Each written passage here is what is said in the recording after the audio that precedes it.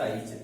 ਤੇ क्वेश्चन है महात्मा गांधी की ऑटोबायोग्राफी का की नाम है माई एक्सपेरीमेंट विद ट्रुथ। ये केड़ी भाषा च लिखी गई सी ओरिजिनली? गुजराती। गुजरात तो बिलोंग थी ना, पोरबंदर च जन्म होया सी महात्मा गांधी जी का। तां केड़ी भाषा च सी ओरिजिनली? गुजराती भाषा, गुजराती लैंग्वेज। समझ आई? ठीक है।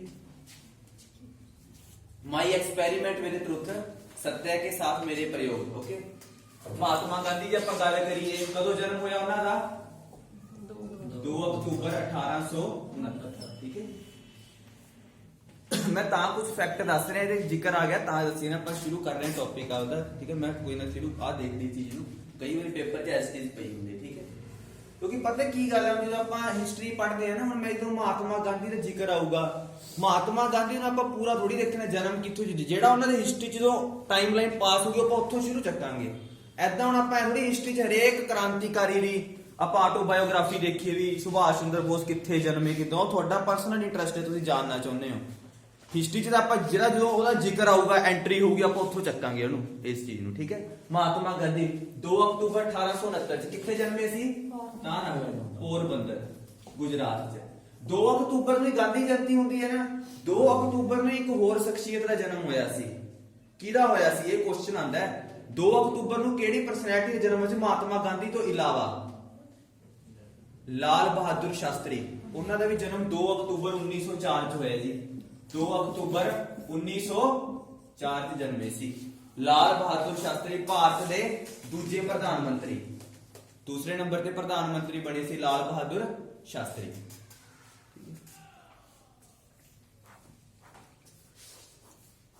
ਇਹਨਾਂ ਨੇ ਇੱਕ ਨਾਰਾ ਦਿੱਤਾ ਸੀ ਲਾਲ ਬਹਾਦੁਰ ਸ਼ਾਸਤਰੀ ਨੇ, ਕਿਹੜਾ? ਜੈ ਜਵਾਨ ਜੈ ਕਿਸਾਨ। ਇਹ ਵੀ ਨਾਰੇ ਪੁੱਛਦੇ ਆ ਕਈ ਵਾਰ, ਨਾਰੇ।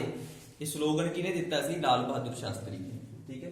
ਦੂਸਰੇ ਪ੍ਰਧਾਨ ਮੰਤਰੀ ਬਣੇ, second prime minister of India, Lal Bahadur Shastri. ਠੀਕ ਹੈ। ਤਾਂ ਏਦਾਂ ਵੀ ਬਾਇਓਗ੍ਰਾਫੀਜ਼ ਲਿਖੀਆਂ, ਕੁਝ ਬੁੱਕਸ ਲਿਖੀਆਂ ਗਈਆਂ ਫੇਮਸ ਪਰਸਨੈਲਿਟੀ ਦੁਆਰਾ। ਠੀਕ ਹੈ ਨਾ। ਹਰੇਕ ਬੰਦੇ ਨੇ ਬੁੱਕ ਲਿਖੀ, ਜਿਵੇਂ ਸੁਭਾਸ਼ ਚੰਦਰ ਬੋਸ ਨੇ ਇੱਕ ਬੁੱਕ ਲਿਖੀ ਸੀ ਇੰਡੀਅਨ ਸਟਰਗਲ। ਕਿਹੜੀ ਲਿਖੀ ਹੋਈ ਹੈ ਸੁਭਾਸ਼ ਚੰਦਰ ਬੋਸ ਨੇ ਬੁੱਕ? ਨਾਂ ਲਿਖ ਲਓ, ਸੁਭਾਸ਼ ਚੰਦਰ ਬੋਸ ਨੇ ਲਿਖੀ ਸੀ ਉਹਨਾਂ ਦੀ ਇੰਡੀਅਨ ਸਟਰਗਲ। ਜਵਾਹਰ ਲਾਲ ਨਹਿਰੂ ਨੇ ਬੁੱਕ ਲਿਖੀ ਹੋਈ ਹੈ ਡਿਸਕਵਰੀ ਆਫ ਇੰਡੀਆ, ਪਤਾ ਹੈ ਨਾ ਸਭ ਨੂੰ, ਤਾਂ ਉਹ ਲਿਖੀ ਉਹਨਾਂ ਨੇ ਏਦਾਂ। ਤਾਂ ਉਹਨਾਂ ਬੁੱਕਸ ਦੇ ਵਿੱਚੋਂ ਵੀ ਕੀ ਆਪਣੇ ਨੂੰ ਹਿਸਟਰੀ ਲਿਖਣ ਦੇ ਵਿੱਚ ਕੀ ਹੈ ਹੈਲਪ ਮਿਲਦੀ ਹੈ ਜੀ, ਉਹਨਾਂ ਦੀ ਆਟੋਬਾਇਓਗ੍ਰਾਫੀ ਚੋਂ। Discovery of India, Jawahar Lal Nehru. ਠੀਕ ਹੈ। ਸੁਭਾਸ਼ ਚੰਦਰ ਬੋਸ ਨੇ ਇੰਡੀਅਨ ਸਟਰਗਲ। ਸਮਝ ਆਈ? ਤਾਂ ਕੁਝ ਡਾਇਰੀਆਂ ਲਿਖਦੇ ਸੀਗੇ ਆਪਣੇ ਫੇਮਸ ਪਰਸਨੈਲਿਟੀ, ਉਹਨਾਂ ਚੋਂ ਪ੍ਰੋਸਪੈਕਟਿਵ। ਹੋਰ ਜੇ ਆਪਾਂ ਗੱਲ ਕਰੀਏ third, senses and survey of India. ਠੀਕ ਹੈ। ਕਿਹੜਾ ਜੀ? Senses and survey of India. ਹੁਣ ਆਪਣੇ ਦੇਖੋ ਧਿਆਨ ਨਾਲ ਕੀ ਚੀਜ਼ ਹੈ, ਸੈਂਸਸ ਹੁੰਦਾ ਜਨਗਣਨਾ। ਠੀਕ ਹੈ ਜੀ। ਹੁਣ ਆਪਣੇ ਦੇਖੋ ਜਿਹੜੇ ਗੱਲ ਸੁਣੋ ਧਿਆਨ ਨਾਲ, ਬੜੀ ਇੰਪੋਰਟੈਂਟ ਚੀਜ਼ ਦੱਸ ਰਹੇ ਗੱਲ। ਦੇਖੋ ਜਦੋਂ ਹੁਣ ਅੰਗਰੇਜ਼ਾਂ ਨੇ ਆਪਣੇ ਪ੍ਰਸ਼ਾਸਨ ਸ਼ੁਰੂ ਕੀਤਾ, ਪ੍ਰਸ਼ਾਸਨ ਚਲਾਉਣ ਵਾਸਤੇ ਕੀ ਉਹ ਆਪਾਂ ਨਾਲ ਲੋ ਗੱਲ ਸੁਣੋ, ਤੁਸੀਂ ਕਿਸੇ ਵੀ ਸਕੂਲ ਦੇ ਵਿੱਚ ਆਪਾਂ ਸਰਵੇ ਨਹੀਂ ਕਰਨ ਜਾਂਦੇ ਵੀ ਇੱਥੋਂ ਦੇ ਜਵਾਕਾਂ ਦੀ ਕੀ ਡਿਮਾਂਡ ਹੈ, ਜਾਂਦੇ ਆ ਮੰਤਰੀ ਸਰਵੇ ਕਰਨ ਕਿ ਨਹੀਂ? ਜਦੋਂ ਅੰਗਰੇਜ਼ਾਂ ਨੇ ਪ੍ਰਸ਼ਾਸਨ ਕਰਨਾ ਸੀ, ਇੱਥੇ ਸਟਾਰਟ ਕਰਨਗੇ ਨਾ ਪਲਾਸੀ ਵੇਲੇ, ਉਦੋਂ ਬਾਅਦ ਉਹਨਾਂ ਨੇ ਸੋਚਿਆ ਵੀ ਆਪਾਂ ਇਹ ਪ੍ਰਸ਼ਾਸਨ ਕਰਨਾ ਹੈ, ਕਿਉਂ ਨਾ ਪੂਰੇ ਭਾਰਤ ਦਾ ਸਰਵੇ ਕੀਤਾ ਜਾਵੇ। ਤਾਂ ਉਹ ਸਰਵੇ ਕੀਤਾ ਸੀ, ਪੂਰੇ ਭਾਰਤ ਦਾ ਸਰਵੇ ਕਰਦੇ ਸੀ। ਜਨਗਣਨਾ ਵੀ ਉਹਨਾਂ ਨੇ ਸਟਾਰਟ ਕਰਵਾਈ ਸੀ ਆਪਣੀ। ਜੇ ਆਪਾਂ ਹੁਣ ਗੱਲ ਕਰੀਏ ਜਿਹੜਾ ਪੂਰੇ ਭਾਰਤ ਦਾ ਸਰਵੇ, ਆਪਾਂ ਕਹਿੰਦੇ ਆ ਨਾ ਹੁਣ ਮਾਊਂਟ ਐਵਰੈਸਟ ਪੜ੍ਹਦੇ ਆ, ਗੱਲ ਨੂੰ ਸੁਣੋ ਧਿਆਨ ਨਾਲ। ਮਾਊਂਟ ਐਵਰੈਸਟ ਪੜ੍ਹਦੇ, ਦੁਨੀਆ ਦੀ ਸਭ ਤੋਂ ਉੱਚੀ ਚੋਟੀ ਹੈ। ਉਹ ਕਿਹਨੇ ਪਤਾ ਕਰਕੇ ਦਿੱਤੀ ਆਪਣੇ ਨੂੰ? ਅੰਗਰੇਜ਼ਾਂ ਨੇ। ਕਿਉਂਕਿ ਅੰਗਰੇਜ਼ਾਂ ਨੇ ਜਦੋਂ ਸਰਵੇ ਕੀਤਾ ਭਾਰਤ ਦਾ ਇੱਥੇ ਰਹਿੰਦੇ ਹੋਏ, ਉਹਨਾਂ ਨੇ ਪਤਾ ਕਰਕੇ ਦਿੱਤਾ। ਕਿਉਂਕਿ ਉਹਨਾਂ ਨੂੰ ਕੀ ਹੈ ਨਾ, ਮਾਊਂਟ ਐਵਰੈਸਟ ਕਹਿੰਦੇ ਵੀ, ਮਾਊਂਟ ਐਵਰੈਸਟ ਉਹਨਾਂ ਨੇ ਜਦੋਂ ਦੇਖਿਆ ਤਾਂ ਉਹਨਾਂ ਨੇ ਕਿਹਾ ਵੀ ਕਿਉਂ ਨਾ ਇਹਨੂੰ ਮਾਪਿਆ ਜਾਵੇ, ਦੇਖਿਆ ਜਾਵੇ ਇਹਦੀ ਹਾਈਟ। ਤਾਂ ਉਹਨੇ ਬਾਕੀ ਜਦੋਂ ਮਾਊਂਟੇਨਸ ਨੂੰ ਪਤਾ ਕੀਤਾ ਤਾਂ ਐਵਰੈਸਟ ਸਭ ਤੋਂ ਉੱਚਾ ਸੀਗਾ। ਤਾਂ ਜਿਹੜਾ ਐਵਰੈਸਟ ਹੈ ਨਾ ਮਾਊਂਟ, ਉਹ ਜਿਹੜੇ ਬੰਦਾ ਸੀਗਾ ਇੱਕ ਜਾਰਜ ਐਵਰੈਸਟ ਸੀਗਾ, ਉਹਨੇ ਇਹਦਾ ਸਰਵੇ ਕੀਤਾ ਸੀ, ਉਹਨੇ ਇਹਨੂੰ ਖੋਜਿਆ ਵੀ ਇਹ ਸਭ ਤੋਂ ਉੱਚੀ ਚੋਟੀ, ਉਹਦੇ ਨਾਮ ਤੋਂ ਹੀ ਐਵਰੈਸਟ ਹੈ, ਮਾਊਂਟ ਐਵਰੈਸਟ। ਤਾਂ ਐਵਰੈਸਟ ਕੋਈ ਨਾਮ ਨਹੀਂ, ਇੱਕ ਪਰਸਨ ਦਾ ਨਾਮ ਸੀ ਜਾਰਜ ਐਵਰੈਸਟ। ਤਾਂ ਏਦਾਂ ਸਰਵੇ ਕਰਕੇ ਪਤਾ ਲਗਾਇਆ ਉਹਨਾਂ ਨੇ, ਚੀਜ਼ਾਂ ਨੂੰ ਡਿਵੈਲਪ ਕੀਤਾ ਅੰਗਰੇਜ਼ਾਂ ਨੇ, ਸੈਂਸਸ। ਠੀਕ ਹੈ। ਜਨਗਣਨਾ ਹਰ 10 ਸਾਲ ਬਾਅਦ ਹੁੰਦੀ ਹੈ ਨਾ, ਠੀਕ ਹੈ ਨਾ, ਜਨਗਣਨਾ। ਤਾਂ ਜਨਗਣਨਾ ਦਿਵਸ ਕਦੋਂ ਹੁੰਦਾ ਹੈ? ਵਰਲਡ ਪੋਪੂਲੇਸ਼ਨ ਡੇ ਕਦੋਂ ਹੁੰਦਾ ਹੈ? 11 ਜੁਲਾਈ ਨੂੰ। ਕਦੋਂ ਹੁੰਦਾ ਜੀ ਪੋਪੂਲੇਸ਼ਨ ਡੇ? 11 ਜੁਲਾਈ। ਪਤਾ ਹੈ ਨਾ। ਜਿਵੇਂ ਵਰਲਡ ਇਨਵਾਇਰਨਮੈਂਟ ਡੇ ਕਦੋਂ ਹੁੰਦਾ ਹੈ 5 ਜੂਨ ਨੂੰ, ਤੇ ਯੋਗਾ ਡੇ 21 ਜੂਨ, ਐਦਾਂ ਵਰਲਡ ਪੋਪੂਲੇਸ਼ਨ ਡੇ। ਤਾਂ ਜਿਹੜੀ ਜਨਗਣਨਾ ਹੁੰਦੀ ਹੈ ਹਰ ਕਿੰਨੇ ਸਾਲ ਬਾਅਦ? 10 ਸਾਲਾਂ ਬਾਅਦ। ਹੁਣ 21 ਚ ਹੋਊਗੀ, ਠੀਕ ਹੈ। ਜਨਗਣਨਾ ਦੇ ਵਿੱਚ ਕੀ ਹੁੰਦਾ ਹੈ, ਲੋਕਾਂ ਦਾ ਕਿੰਨੀ ਜਨਸੰਖਿਆ ਹੈ, ਹਰੇਕ ਚੀਜ਼ ਦੇ ਅੱਡ ਅੱਡ ਇੱਕ ਡਾਟਾ ਬਣਦਾ ਹੈ। ਰਿਲੀਜਨ ਦਾ ਅੱਡ ਬਣੂਗਾ, ਕਿੰਨੇ ਰਿਲੀਜਨ ਦੇ ਲੋਕ ਕਿੰਨੇ ਪਰਸੈਂਟ ਹੈ ਇੱਥੇ, ਕਿੰਨੇ ਕਾਸਟ ਹੈ, ਅੱਡ ਅੱਡ ਕਾਸਟ। ਤੁਸੀਂ ਕਦੇ ਦੇਖਿਆ ਹੋਗਾ ਤੁਹਾਡੇ ਘਰੇ ਆਉਂਦੇ ਨੇ ਪੁੱਛਦੇ ਹੋਣੇ ਕਿੰਨੇ ਮੈਂਬਰ ਹੈ ਜੀ, ਕਿਹੜੀ ਕਲਾਸ 'ਚ ਹੈ, ਕਿਹੜੀ ਕਾਸਟ ਨੂੰ ਬਿਲੋਂਗ ਕਰਦੇ ਹੋ, ਉਹ ਸਾਰਾ ਸਰਵੇ ਕੀਤਾ ਜਾਂਦਾ। ਜੇ ਆਪਾਂ ਗੱਲ ਕਰੀਏ ਜਿਹੜੀ ਜਨਗਣਨਾ ਭਾਰਤ ਦੇ ਵਿੱਚ ਸ਼ੁਰੂ ਹੋਈ ਸੀ, ਭਾਰਤ ਜਿਹੜੀ ਜਨਗਣਨਾ ਸ਼ੁਰੂ ਕਰਵਾਈ ਉਹ ਕਿਹੜੇ ਵਾਇਸਰਾਏ ਨੇ ਕਰਵਾਈ? ਵਾਇਸਰਾਏ ਨੇ ਸ਼ੁਰੂ ਕਰਵਾਈ ਸੀ ਨਾ। ਜਿਵੇਂ ਆਪਾਂ ਕਹਿੰਦੇ ਭਾਰਤ ਦੇ ਵਿੱਚ ਰੇਲਵੇ ਸ਼ੁਰੂਆਤ ਕਿਹਨੇ ਕੀਤੀ? ਲਾਰਡ ਡਲਹੌਜ਼ੀ ਨੇ, ਸਭ ਨੂੰ ਪਤਾ ਹੈ। ਤਾਂ ਭਾਰਤ ਜਿਹੜੀ ਜਨਗਣਨਾ ਦੀ ਸ਼ੁਰੂਆਤ ਸੀਗੀ ਉਹ ਕਿਹੜੇ ਵਾਇਸਰਾਏ ਨੇ ਕਰਵਾਈ? ਉਹਦਾ ਨਾਮ ਸੀ ਲਾਰਡ ਮੇਓ। ਸੁਣਿਆ ਨਾਮ? ਸੁਣਿਆ ਲਾਰਡ ਮੇਓ? ਇਹਨੇ ਜਨਗਣਨਾ ਦੀ ਸ਼ੁਰੂਆਤ ਕਰਾਈ ਸੀ ਭਾਰਤ 'ਚ, ਲਾਰਡ ਮੇਓ। ਹਾਂਜੀ, ਠੀਕ ਹੈ, ਲਾਰਡ ਮੇਓ, ਠੀਕ ਹੈ ਨਾ। ਤਾਂ ਵੀ ਭਾਰਤ ਦੇ ਵਿੱਚ ਜਨਗਣਨਾ ਦੀ ਸ਼ੁਰੂ ਕਰਨ ਵਾਲਾ ਵਾਇਸਰਾਏ ਕੌਣ ਸੀ? ਲਾਰਡ ਮੇਓ। ਗੱਲ ਸਮਝ ਆ ਗਈ? ਇੱਕ ਇਹਦੇ ਤੇ ਹੋਰ ਕੁਐਸਚਨ ਆਉਂਦਾ ਲਾਰਡ ਮੇਓ ਤੇ, ਇਹ ਜਿੰਨੇ ਵੀ ਵਾਇਸਰਾਏ ਹੋਣਗੇ ਨਾ, ਵਾਇਸਰਾਏ ਜਾਂ ਗਵਰਨਰ ਜਨਰਲ ਇੱਕੋ ਹੀ ਗੱਲ ਹੈ, ਠੀਕ ਹੈ ਜੀ। ਬਹੁਤ ਸਾਰੇ ਆਪਾਂ ਗੱਲ ਕਰੀਏ, ਪਹਿਲਾ ਜਿਹੜਾ ਸਭ ਤੋਂ ਪਹਿਲਾਂ ਹੈੱਡ ਬਣਿਆ ਉਹ ਬਣੂਗਾ ਵੈਰਨ ਹੈਸਟਿੰਗ ਬਣਿਆ, ਹੁਣ 1773 ਚ ਬਣੂਗਾ ਜਦੋਂ ਪੜਾਂਗੇ। ਅਖੀਰਲਾ ਕੌਣ ਰਹੂਗਾ ਲਾਸਟ 47 ਤੱਕ? ਲਾਰਡ ਮਾਊਂਟਬੇਟਨ। ਨਹੀਂ ਚੱਲੂਗੀ ਨਾ ਜਰਨੀ। ਤਾਂ ਲਾਰਡ ਮੇਓ ਕੀ ਹੈ? ਇਹਦੇ ਤੇ ਇੱਕ ਹੋਰ ਕੁਐਸਚਨ ਆਉਂਦਾ ਹੈ, ਇੱਕੋ ਇੱਕ ਵਾਇਸਰਾਏ ਹੈ ਜਾਂ ਗਵਰਨਰ ਜਨਰਲ, ਠੀਕ ਹੈ, ਨਾਮ ਅੱਡ ਅੱਡ ਦੇ ਦਿੱਤੇ ਸੀ, ਮੈਂ ਅੱਗੇ ਪੜਾਂਗੇ। ਇਹ ਇੱਕੋ ਇੱਕ ਵਾਇਸਰਾਏ ਜਿਹਦੀ ਭਾਰਤ 'ਚ ਡੈਥ ਹੋਈ ਸੀ, ਵੀ ਭਾਰਤ ਦੇ ਵਿੱਚ ਡੈਥ ਮਰਨ ਵਾਲਾ ਇੱਕੋ ਇੱਕ viceroy ਕੌਣਾ C? Lord ਮੇਓ।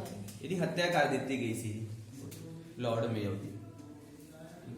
Which is the only viceroy death in India. ਕਿਹੜੇ ਵਾਇਸਰਾਏ ਦੀ ਡੈਥ ਇੰਡੀਆ 'ਚ ਡੈਥ ਹੋਈ?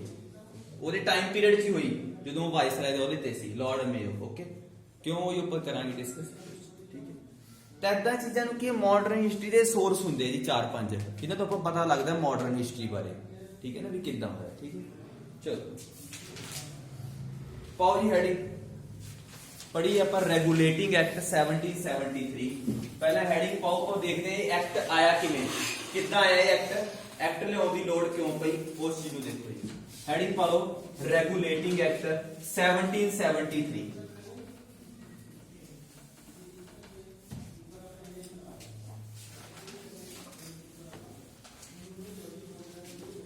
ਸੁਭਾਸ਼ ਚੰਦਰ ਬੋਸ ਨੇ ਵੀ ਦੋ ਨਾਰੇ ਦਿੱਤੇ ਸੀ, ਕਿਹੜੇ ਸੀਗੇ ਜੀ? ਨਾਰੇ ਪੁੱਛਦੇ ਪਏ। ਹਾਂਜੀ, ਇੱਕ ਦਿੱਲੀ ਚਲੋ, ਸੁਣਿਆ ਨਾ, ਦਿੱਲੀ ਚਲੋ। ਅੱਜ ਵੀ ਯੂਜ਼ ਹੁੰਦਾ ਨਾਰਾ, ਤਾਂ ਹੀ ਕਹਿੰਦੇ ਦਿੱਲੀ ਚਲੋ, ਠੀਕ ਹੈ। ਦੂਸਰਾ ਕਿਹੜਾ ਸੀ ਸਰ? ਇੱਕ ਤਾਂ ਸੀਗਾ ਜੈ ਹਿੰਦ, ਨਾਰੇ ਬਹੁਤ ਪੁੱਛਦੇ ਕਈ ਉਹਦੇ ਉੱਪਰ, ਦਿੱਲੀ ਚੱਲੋਗੇ, ਓਕੇ, ਦਿੱਲੀ ਚਲੋ। ਦਿੱਲੀ ਦੂਰ ਨਹੀਂ ਸਰ, ਇਹ ਵੀ ਦਿੱਤਾ ਸੀ ਕਿਸੇ ਨੇ। ਹਾਂ ਦਿੱਤਾ ਸੀਗਾ, ਲਿਖਿਓ ਨਾਰੇ, ਮੈਂ ਕਰਵਾ ਦੂੰਗਾ ਕਦੇ ਉੱਥੇ, ਠੀਕ ਹੈ। ਦਿੱਲੀ ਚਲੋ।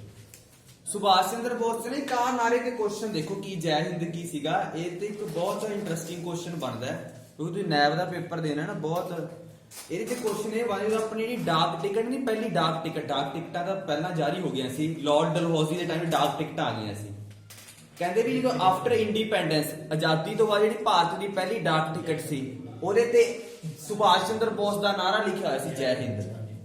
ਪਹਿਲੀ ਡਾਕ ਟਿਕਟ ਤੇ ਜੈ ਹਿੰਦ ਦਾ ਨਾਰਾ, ਸਲੋਗਨ ਜਿਹੜਾ ਕਿਹੜਾ ਸੀ? ਜੈ ਹਿੰਦ ਸਲੋਗਨ ਸੀਗਾ, ਉਹ ਡਾਕ ਟਿਕਟ ਤੇ ਛਾਪਿਆ ਗਿਆ ਸੀ slogan.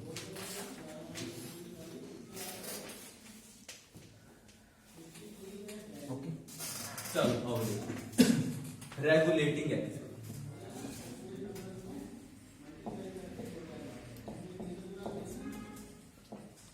Regulating act 1770, regulating act 1770।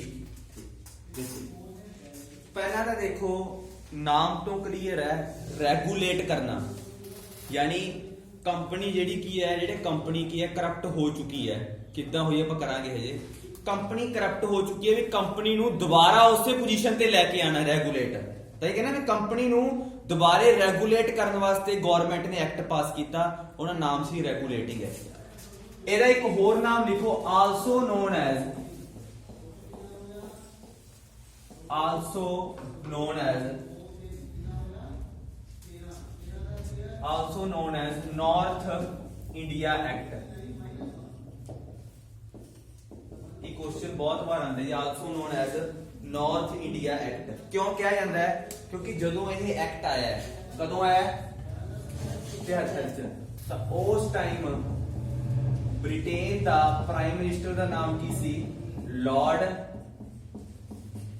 North. Okay, ਇਹ ਲੈਕੇ ਲਾਰਡ ਨਾਰਥ, ਇਸੇ ਕਰਕੇ ਇਹਨੂੰ ਨਾਰਥ ਇੰਡੀਆ ਐਕਟ ਵੀ ਕਿਹਾ ਜਾਂਦਾ। ਗੱਲ ਸਮਝ ਆ ਗਈ? ਤਾਂ which act is known as North India act regulating it. ਠੀਕ ਹੈ, ਹੁਣ ਇਸ ਐਕਟ ਦੇ ਵਿੱਚ ਯਾਨੀ ਕਾਨੂੰਨ ਆਇਆ। ਠੀਕ ਹੈ, ਪਹਿਲਾ ਕਾਨੂੰਨ ਹੈ ਭਾਰਤ ਦਾ, ਜਿਹੜਾ ਪਹਿਲਾ ਕਾਨੂੰਨ ਭਾਰਤ ਦਾ ਕਹਿ ਸਕਦੇ ਆ ਨਾ, ਭਾਰਤ 'ਚ ਅਪਲਾਈ ਹੋਇਆ ਪਹਿਲਾ ਕਾਨੂੰਨ। ਇਸ ਤੋਂ ਪਹਿਲਾਂ ਜਿਹੜੇ ਕਾਨੂੰਨ ਭਾਰਤ ਦੇ ਦੇਖੋ ਮੁਸਲਮਾਨ ਆਪਦੇ ਕਾਨੂੰਨ ਬਣਾਉਂਦੇ ਸੀ, ਕਰਦੇ ਸੀ, ਅੰਗਰੇਜ਼ ਪਹਿਲਾ ਕਾਨੂੰਨ ਇਹੀ ਲੈ ਕੇ ਆਏ। ਹੁਣ ਇਸ ਕਾਨੂੰਨ ਦੇ ਵਿੱਚ ਕੀ ਕੁਝ ਹੋਇਆ, ਕਿਹੜੇ ਕਿਹੜੇ ਸ਼ਰਤਾਂ ਹੋਈਆਂ, ਕਿਹੜੇ ਕਿਹੜੇ?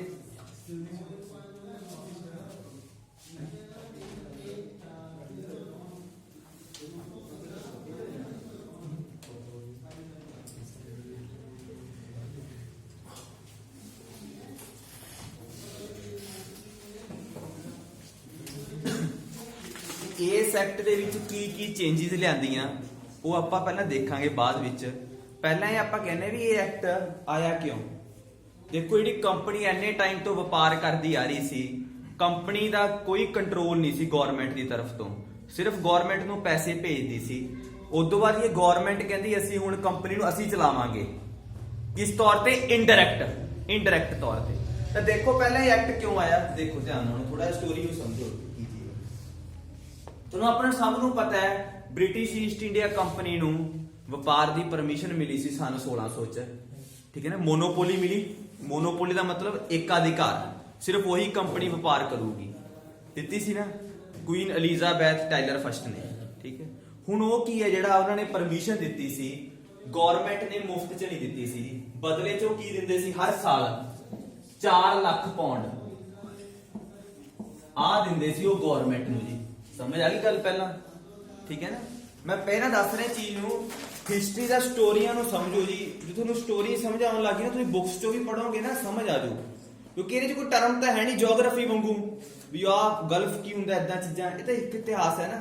ਦੇਖੋ ਆਪਣੇ ਜਿਹੜੀ ਹਿਸਟਰੀ ਦੇ ਵਿੱਚ ਆਹ ਸਬਜੈਕਟ ਕਾਮਨ ਕਿਉਂ ਰੱਖੇ ਆ, ਸੁਣੋ ਧਿਆਨ ਨਾਲ। ਆਪਾਂ ਜਿਓਗ੍ਰਾਫੀ ਪੜ੍ਹਦੇ, ਹਿਸਟਰੀ ਜਾਂ ਪੋਲਿਟੀ, ਜਿਹੜਾ ਆਪਾਂ ਕੰਪੀਟੀਟਿਵ ਐਗਜ਼ਾਮ ਦਿੰਨੇ ਆ, ਉਹਦੇ ਵਿੱਚ ਆਹ ਸਬਜੈਕਟਾਂ ਨੂੰ ਕਿਉਂ ਰੱਖਿਆ ਗਿਆ? ਦੇਖੋ, ਇਹ ਸਬਜੈਕਟ ਕਾਮਨ ਹੈ, ਜ਼ਰੂਰੀ ਨਹੀਂ। ਮੰਨ ਲਓ ਜੇ ਬੰਦੇ ਨੇ ਨਹੀਂ ਵੀ ਪੜ੍ਹੇ ਕਦੇ, ਉਹਦਾ ਬੈਕਗ੍ਰਾਉਂਡ ਹੈ ਨਹੀਂ, ਤਾਂ ਵੀ ਆਪਾਂ ਸਮਝ ਸਕਦੇ ਹਾਂ ਕਿ ਨਹੀਂ।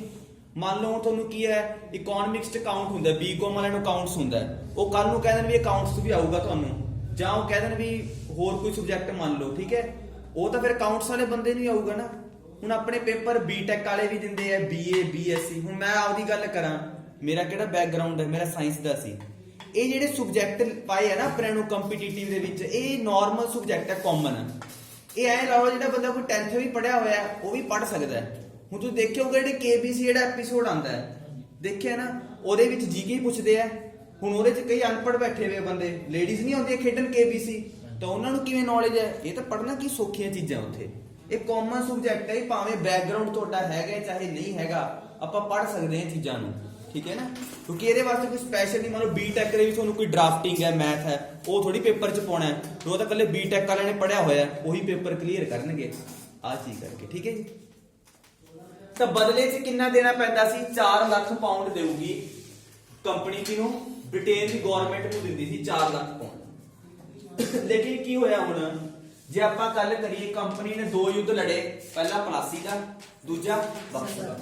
ਕੀ ਹੋਇਆ ਉਸ ਤੋਂ ਬਾਅਦ 4 ਸਾਲਾਂ ਬਾਅਦ, ਯਾਨੀ 1768 ਦੇ ਵਿੱਚ ਕੀ ਹੋਇਆ? 1768 ਤੱਕ ਆਂਦੇ ਆਂਦੇ ਕੀ ਹੋਇਆ ਜੀ, ਜਿਹੜੀ ਕੰਪਨੀ ਦੀ ਫਾਈਨੈਂਸ਼ੀਅਲ ਕੰਡੀਸ਼ਨ ਸੀ ਨਾ, ਉਹ ਕੀ ਹੋ ਗਈ? ਜਮਾਂ ਵਿਗੜ ਗਈ। ਕਿਉਂ ਵਿਗੜੀ ਆਪਾਂ ਦੇਖਦੇ ਹਾਂ ਪਹਿਲਾਂ। 1768 ਤੱਕ ਆਂਦੇ ਆਂਦੇ ਜਿਹੜੀ ਈਸਟ ਇੰਡੀਆ ਕੰਪਨੀ ਦੀ financial condition, East India company ਦੀ ਜਿਹੜੀ ਫਾਈਨੈਂਸ਼ੀਅਲ ਯਾਨੀ ਆਰਥਿਕ ਤੌਰ ਤੇ ਜਿਹੜੀ ਉਹਦੀ ਕੰਡੀਸ਼ਨ ਸੀ, ਉਹ ਕੀ ਹੋ ਗਈ? ਬਹੁਤ ਖਰਾਬ ਹੋ ਗਈ ਜੀ 1768 ਤੱਕ। ਦੇਖੋ ਕਿਵੇਂ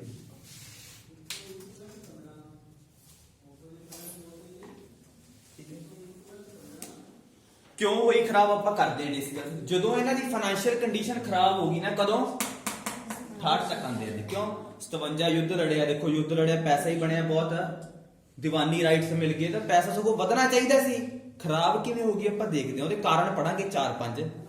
ਵੀ 1768 ਤੱਕ ਕੰਪਨੀ ਦੀ ਜਿਹੜੀ ਫਾਈਨੈਂਸ਼ੀਅਲ ਕੰਡੀਸ਼ਨ ਸੀ ਉਹ ਬਿਲਕੁਲ ਖਰਾਬ ਹੋ ਗਈ।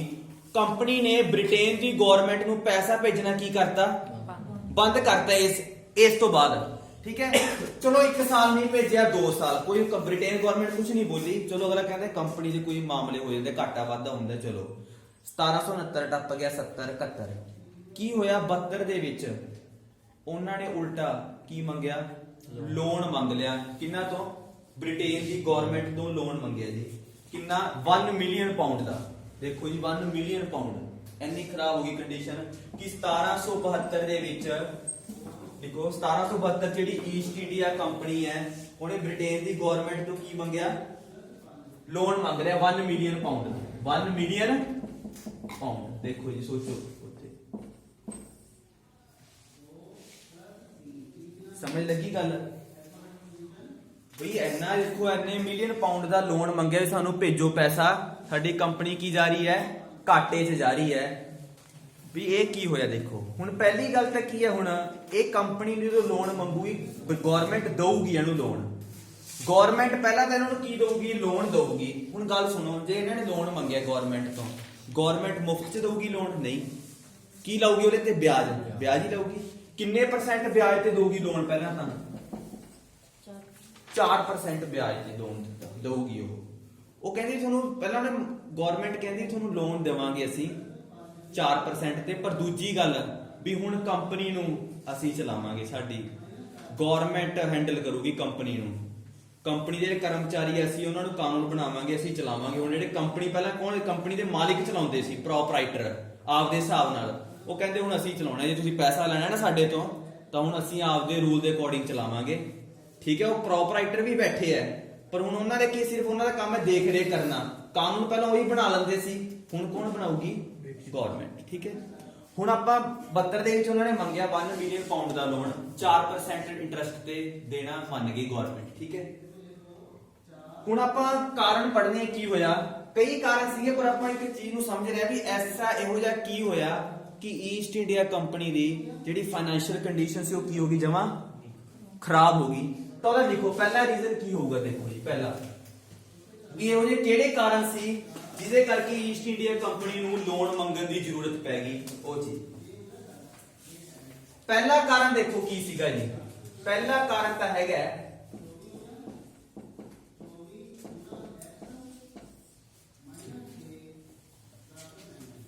ਪਹਿਲਾ ਕਾਰਨ ਕੀ ਹੈ ਜੀ, ਪਹਿਲਾ ਕਾਰਨ ਮੈਂ ਕੀ ਲਿਖਿਆ, ਬੰਗਾਲ ਫੈਮਾਈਨ। ਫੈਮਾਈਨ ਮਤਲਬ ਭੁੱਖਮਰੀ।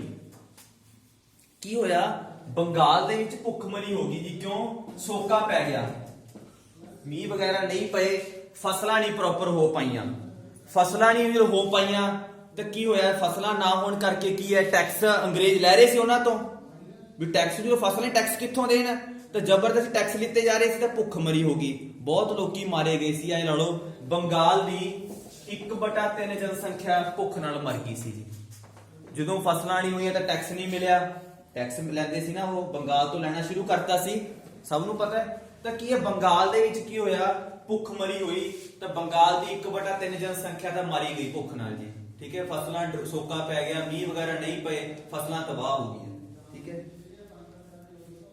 ਦੂਜਾ ਕਾਰਨ ਦੇਖੋ, ਦੂਜਾ ਕਾਰਨ ਕੀ ਸੀਗਾ, ਫਸਟ ਐਂਗਲੋ ਮਾਈਸੋਰ ਵਾਰ, ਸਮਝਦੇ ਜੀ, ਮੈਂ ਪੈਰਲਲ ਚੱਲੋ ਨਾਲ ਨਾਲ। ਦੂਜਾ ਕਾਰਨ ਕੀ ਹੋਇਆ, ਪ੍ਰਥਮ ਐਂਗਲੋ ਮੈਸੂਰ ਯੁੱਧ।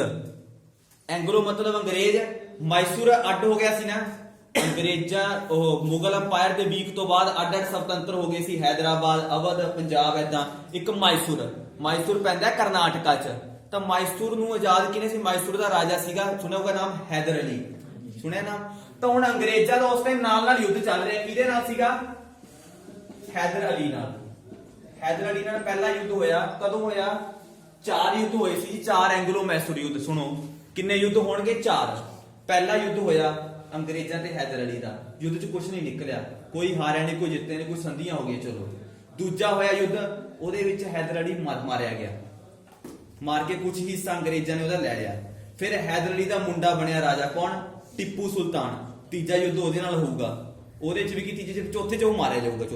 ਚੌਥੇ ਤੋਂ ਬਾਅਦ ਕੀ ਹੋ ਜਾਊਗਾ? ਮਾਈਸੂਰ ਕਿਹਦੇ ਕਬਜ਼ੇ ਚ ਆ ਜਾਊਗਾ? ਅੰਗਰੇਜ਼ਾਂ ਦੇ। ਤਾਂ ਪਹਿਲਾ ਐਂਗਲੋ ਮਾਈਸੂਰ ਯੁੱਧ ਹੋਇਆ, ਉਹਦੇ ਵਿੱਚ ਕੌਣ ਸੀਗਾ ਲੀਡਰ? ਹੈਦਰ ਅਲੀ। ਕਦੋਂ ਹੋਇਆ ਯੁੱਧ ਇਹ? 1767 ਤੋਂ ਲੈ ਕੇ 1769। ਤਾਂ ਦੇਖੋ ਆ ਚੀਜ਼ਾਂ ਨੂੰ ਧਿਆਨ ਨਾਲ ਰਿਲੇਟ ਕਰਿਓ, ਠੀਕ ਹੈ ਨਾ। 72 ਦੇ ਵਿੱਚ ਮੈਂ ਕਿਹਾ ਨਾ ਹੁਣ ਆ ਯੁੱਧ ਹੋਇਆ। ਦੇਖੋ ਫਿਰ ਇਹਦਾ ਕੀ ਕਾਰਨ ਹੈ? ਇਸ ਯੁੱਧ ਦਾ ਫਾਈਨੈਂਸ਼ੀਅਲ ਕੰਡੀਸ਼ਨ ਨਾਲ ਕੀ ਰਿਲੇਸ਼ਨ ਹੈ? ਦੇਖੋ ਯੁੱਧ ਹੋਇਆ, ਯੁੱਧ 'ਚ ਕੀ ਲੱਗਦਾ ਹੈ? ਪੈਸਾ। ਤਾਂ ਹੁਣ ਅੰਗਰੇਜ਼ਾਂ ਦਾ ਇੰਨਾ ਖਰਚ ਹੋਇਆ ਯੁੱਧ ਤੇ, ਕੋਈ ਨਤੀਜਾ ਨਿਕਲਿਆ ਨਹੀਂ। ਪਹਿਲੇ ਯੁੱਧ 'ਚ ਕੋਈ ਨਤੀਜਾ ਨਹੀਂ ਨਿਕਲਿਆ, ਪੈਸਾ ਹੀ ਪੈਸਾ ਖਰਚ ਹੋ ਗਿਆ, ਇਸ ਕਰਕੇ ਹੋ ਗਿਆ, ਠੀਕ ਹੈ ਜੀ। ਤਾਂ ਕੀ ਅੰਗਰੇਜ਼ਾਂ ਦਾ ਰਿਜ਼ਲਟ ਕੁਝ ਨਹੀਂ ਨਿਕਲਿਆ, ਪੈਸਾ ਬਹੁਤ ਖਰਚ ਹੋ ਗਿਆ ਇਸ ਯੁੱਧ ਤੇ। ਇਸ ਟਾਈਮ ਪੀਰੀਅਡ 'ਚ ਹੀ ਹੋਇਆ ਨਾ, ਸੋਚੀ ਚੱਲੋ ਨਾਲ ਨਾਲ, ਠੀਕ ਹੈ। ਬਕਸਰ ਤੋਂ ਬਾਅਦ ਵਾਲਾ ਟਾਈਮ ਪੀਰੀਅਡ। ਦੋ ਕਾਰਨ ਆ ਹੋ ਗਏ। ਫਿਰ ਆਇਆ ਤੀਜਾ ਲਿਖੋ ਕੀ ਚੀਜ਼ ਹੈ। ਤੀਜਾ ਮੈਂ ਤੁਹਾਨੂੰ ਕੱਲ ਦੱਸਿਆ ਸੀ ਵੀ ਜਿਹੜੇ ਬ੍ਰਿਟਿਸ਼ ਈਸਟ ਇੰਡੀਆ ਕੰਪਨੀ ਦੇ ਵਿੱਚ ਕਲਰਕ ਜਾਂ ਆਫੀਸਰਸ ਕੰਮ ਕਰਦੇ ਸੀ, ਉਹ ਕੀ ਹੋ ਚੁੱਕੇ ਸੀ? ਉਹ ਕੀ ਲੈਣ ਲੱਗੇ ਸੀ? ਰਿਸ਼ਵਤ, ਬਰਾਈਬ, ਠੀਕ ਹੈ। ਕਰਪਟ ਹੋ ਗਿਆ, ਯਾਨੀ ਬ੍ਰਿਟਿਸ਼ ਈਸਟ ਇੰਡੀਆ ਕੰਪਨੀ ਦੇ ਜਿਹੜੇ EMPLOYE ਸੀ ਉਹ ਬਰਾਈਬ ਲੈਣ ਲੱਗੇ, ਰਿਸ਼ਵਤਾਂ ਲੈਣ ਲੱਗੇ ਜੀ। ਆਪਣੇ ਭਾਰਤੀ ਲੋਕਾਂ ਤੋਂ ਰਿਸ਼ਵਤ ਲੈ ਕੇ ਕੰਮ ਕਰਨ ਲੱਗੇ ਉਹਨਾਂ ਦਾ, ਠੀਕ ਹੈ। ਕਰਪਸ਼ਨ ਵੱਧ ਗਈ ਪੂਰੀ। ਜਿਵੇਂ ਹੁਣ ਕੰਪਨੀ ਭਰਨ ਵਾਲੇ ਪੈਸੇ ਲੈ ਕੇ ਭੱਜ ਗਏ ਸੀ, ਐਦਾਂ ਹੋ ਜਾਂਦਾ, ਠੀਕ ਹੈ। ਲੱਗੇ ਹੋਣਗੇ, ਇੱਕ ਮੈਕਸ ਫੋਰੈਕਸ 'ਚ ਲੱਗੇ ਸੀਗੇ, ਕਈ ਆਈਆਂ ਕੰਪਨੀਆਂ, ਠੀਕ ਹੈ। ਬਣੇ ਵੀ ਬਹੁਤ ਆ ਲੋਕਾਂ ਨੂੰ ਜਿਨ੍ਹਾਂ ਨੇ ਸ਼ੁਰੂਆਤ 'ਚ ਲਾਏ ਸੀਗੇ। ਇਹ ਲਾਟਰੀ ਪਾਉਂਦੇ ਹੋ ਕਿ ਨਹੀਂ? ਕੋਈ ਪਾ ਦਿਆ ਕਰੋ, ਨਿਕਲ ਆਉਂਦੇ ਕਈ ਵਾਰੀ। 5 ਸਾਲ ਦਾ ਮੁੜੇਗੀ ਲਾਟਰੀ ਦੀ ਗੱਲ ਸੁਣ ਲਓ। ਕੋਈ ਸਾਡੇ ਵਰਗਾ ਹੁੰਦਾ ਉੱਥੇ ਨਾ ਸੀਗਾ, ਸੁਣੋ ਗੱਲ ਬੜੀ, ਕਹਿੰਦੇ ਨੇ ਕਈ ਵਾਰੀ ਉਹ ਬੰਦੇ ਵੀ ਸਾਡੇ ਵਰਗੇ ਹੋਊਗਾ, ਕੋਈ ਸਾਡੇ ਮੇਰੇ ਵਰਗੇ ਨੂੰ ਲਾਟਰੀ ਨਿਕਲ ਗਈ, 100 ਰੁਪਏ ਦੀ ਲਾਟਰੀ ਪਾਈ, ਕਰੋੜ ਦੀ ਸੀਗੀ। ਉਹਨਾਂ ਦਾ ਫੋਨ ਆਇਆ, ਭਾਈ ਤੈਨੂੰ ਵੀ ਕਰੋੜ ਰੁਪਇਆ ਨਿਕਲਿਆ। ਮੈਂ ਯਾਰ ਖੁਸ਼ ਬਹੁਤ ਵੀ ਕਰੋੜਾਂ ਹੈ, ਕਰੋੜਪਤੀ। ਪੈਸੇ ਲੈਣ ਜਾਂਦੇ ਉਹਨਾਂ ਕੋਲੋਂ, ਭਾਈ ਪੈਸੇ, ਉਹ ਲਾਟਰੀ ਵਾਲੇ ਕਹਿੰਦੇ ਆ ਲੈ 10 ਲੱਖ ਰੁਪਈਆ, ਬਾਕੀ 90 ਲੱਖ ਤੁਹਾਨੂੰ ਬਾਅਦ ਚ ਦੇਵਾਂਗੇ। ਸਾਡੇ ਬਾਰੇ ਕਹਿੰਦਾ ਗੱਲ ਸੁਣੋ ਜੀ, ਦੇਣੇ ਤਾਂ ਪੂਰੇ ਪੈਸੇ, ਸਾਨੂੰ ਲਾਟਰੀ ਵਾਲੇ ਪੈਸੇ ਵਾਪਸ ਕਰ ਦਿਓ ਸਾਡੇ। ਹੁੰਦੇ ਕਈ ਹੁੰਦੇ ਆ, ਦੇਣੇ ਪੂਰੇ ਦੇ ਦਿਓ, ਲਾਟਰੀ ਵਾਲੇ ਵਾਪਸ ਕਰ ਦਿਓ ਜਿਹੜੀ ਪਾਈ ਸੀ। ਦੇਖੋ ਕੰਪਨੀ ਦੇ EMPLOYE ਕੀ ਹੋ ਗਏ? ਬਰਾਈਬ ਹੋ ਗਏ, ਠੀਕ ਹੈ। ਰਿਸ਼ਵਤਾਂ ਲੈਣ ਲੱਗ ਗਏ ਸੀ। ਰਿਸ਼ਵਤਾਂ ਕਰਕੇ ਕੀ ਉਹ ਆਪਦੀਆਂ ਜੇਬਾਂ ਭਰੀ ਜਾਂਦੇ ਆ। ਕੰਪਨੀ ਦੇ ਜਿਹੜੇ ਬੰਦੇ ਆਪਦੀਆਂ ਜੇਬਾਂ ਭਰੀ ਜਾਂਦੇ ਆ, ਲੁਕ ਛਿਪ ਕੇ ਡਾਟਾ ਸ਼ੋ ਕਰੀ ਜਾਂਦੇ। ਹੁਣ ਕਰਪਟ ਹੈ, ਕੋਈ ਦੇਖ ਰੇਗਾ ਨਹੀਂ, ਪ੍ਰੋਪਰ ਹੈ ਨਹੀਂ, ਤਾਂ ਉਹਦੇ ਕਰਕੇ ਕੰਪਨੀ ਕੀ ਹੈ? ਹੁਣ ਗੱਲ ਸੁਣੋ, 64 ਤੋਂ ਬਾਅਦ ਕੰਪਨੀ ਦੇ ਲੋਕ ਇੰਨੇ ਰਿਸ਼ਵਤਾਂ ਲੈਣ ਲੱਗ ਗਏ ਵੀ ਕੰਪਨੀ ਦੇ ਜਿਹੜੇ ਬੰਦੇ ਸੀ ਨਾ, ਉਹਨਾਂ ਨੇ ਇਹਦੇ ਤਕੜੀਆਂ ਕੋਠੀਆਂ ਪਾਲੀਆਂ ਸੀ ਆਪਦੀਆਂ, ਇੰਨਾ ਪੈਸਾ ਬਣ ਗਿਆ ਸੀ ਉਹਨਾਂ ਨੂੰ। ਪਰ ਜਿਹੜੀ ਕੰਪਨੀ ਉਹ ਕੀ ਚਲੀ ਗਈ? ਘਾਟੇ 'ਚ। ਤਾਂ ਤੀਜਾ ਕਾਰਨ ਕੀ ਹੋ ਗਿਆ? EMPLOYE ਕੀ ਹੋ ਗਈ ਸੀ? ਰਿਸ਼ਵਤਾਂ, ਬਰਾਈਬ ਹੋ ਗਏ ਸੀ ਉਹ, ਠੀਕ ਹੈ। ਚੌਥਾ ਜਿਹੜਾ ਸਭ ਤੋਂ ਮੇਜਰ ਕਾਰਨ ਹੈ, ਫੋਰਥ,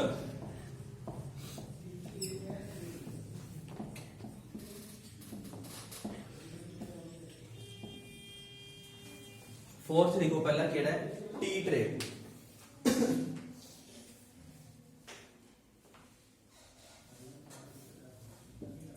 ਠੀਕ ਹੈ, ਦੇਖੋ ਕੀ ਹੈ ਟੀ ਟ੍ਰੇਡ, ਠੀਕ ਹੈ ਜੀ। ਦੇਖੋ ਵੈਸੇ ਬਹੁਤ ਮੇਜਰ ਰੀਜ਼ਨ ਹੁੰਦੇ ਆ। ਮੇਨ ਆਪਣਾ ਚਾਹ ਦਾ ਵਪਾਰ ਵੀ ਕਰਦੇ ਸੀ, ਚਾਹ ਆਪਣੇ ਅਸਮ 'ਚ ਜ਼ਿਆਦਾ ਹੁੰਦੀ ਹੈ ਨਾ, ਠੀਕ ਹੈ ਨਾ। ਦੇਖੋ ਜੇ ਆਪਾਂ ਗੱਲ ਕਰੀਏ ਨਾ, ਹਰੇਕ ਚੀਜ਼ ਦੀ ਇੱਕ ਹਿਸਟਰੀ ਹੁੰਦੀ ਹੈ, ਠੀਕ ਹੈ। ਦੇਖੋ ਹਿਸਟਰੀ 'ਚ ਦੋ ਚੀਜ਼ਾਂ ਹੁੰਦੀਆਂ, ਇੱਕ ਮੈਨੂੰ ਦੱਸੋ, ਇੱਕ ਹੁੰਦੀ ਹੈ ਡੇਟਸ, ਇੱਕ ਹੁੰਦਾ ਟਾਈਮ ਪੀਰੀਅਡ। ਦੋਨਾਂ 'ਚ ਫਰਕ ਹੁੰਦਾ। ਆਪਾਂ ਕਹਿੰਦੇ ਕੋਈ ਰਾਜੇ ਦਾ ਜਨਮ ਇਸ ਦਿਨ ਹੋਇਆ, ਉਹ ਕਿਉਂਕਿ ਇੱਕ ਪ੍ਰੋਪਰ ਡੇਟ। ਆਪਾਂ ਕਹਿੰਦੇ ਵੀ ਉਸ ਰਾਜੇ ਦੇ ਟਾਈਮ ਤੇ ਆਹ ਚੀਜ਼ਾਂ ਹੋਈਆਂ, ਹੋ ਗਿਆ ਟਾਈਮ ਪੀਰੀਅਡ। ਜਿਵੇਂ ਤੁਹਾਡਾ ਗੱਲ ਸੁਣ, ਆਪਾਂ ਕਹਿੰਦੇ ਆ ਤੁਹਾਡਾ ਹੁਣ ਜੋ ਤੁਸੀਂ ਆਪਾਂ ਛੋਟੇ ਸੀਗੇ LKG 'ਚ, ਪ੍ਰਾਇਮਰੀ ਤੋਂ ਫਿਰ ਤੁਸੀਂ ਸੈਕੰਡਰੀ 'ਚ ਆਏ, ਫਿਰ ਕਾਲਜ ਪੜ੍ਹੇ, ਤੁਹਾਡਾ ਇੱਕ ਟਾਈਮ ਪੀਰੀਅਡ ਹੈ। ਤੁਹਾਡਾ ਜਿਹੜਾ ਜਨਮ ਹੋਇਆ ਉਹ ਇੱਕ ਡੇਟ ਹੋ ਗਈ ਪ੍ਰੋਪਰ, ਠੀਕ ਹੈ। ਹਰੇਕ ਚੀਜ਼ ਦੁਨੀਆ ਤੇ ਹਿਸਟਰੀ ਹੈ, ਤੁਹਾਡੀ ਵੀ ਇੱਕ ਇਤਿਹਾਸ ਹੈ ਤੁਹਾਡਾ। ਤੁਸੀਂ ਆਪਾਂ ਕਹਿੰਦੇ ਵੀ ਅਸੀਂ ਮੈਂ ਛੋਟੇ ਹੁੰਦੇ ਐਂ ਕਰਦਾ ਸੀ, ਏਦਾਂ ਹੀ ਚਾਹ ਲਾ ਲਓ, ਕੁਝ ਵੀ ਹੈ, ਰੇਲ, ਕੋਈ ਚਾਹ ਦੀ ਵੀ ਇੱਕ ਹਿਸਟਰੀ ਹੋਊਗੀ ਕਿਵੇਂ। ਪਰ ਉਹ ਕੀ ਹੈ, ਕੋਈ ਵੀ ਹਿਸਟਰੀ ਹੁੰਦੀ ਹੈ ਨਾ, ਇਹਨਾਂ ਦਾ ਕੋਈ ਪ੍ਰੋਪਰ ਫਾਊਂਡਰ ਨਹੀਂ ਹੁੰਦਾ। ਤੂੰ ਕਹੋ ਵੀ ਚਾਹ ਦੀ ਕਿਹਨੇ ਖੋਜ ਕੀਤੀ, ਇਹਦਾ ਕੋਈ ਇੱਕ ਬੰਦਾ ਨਹੀਂ ਆਊਗਾ।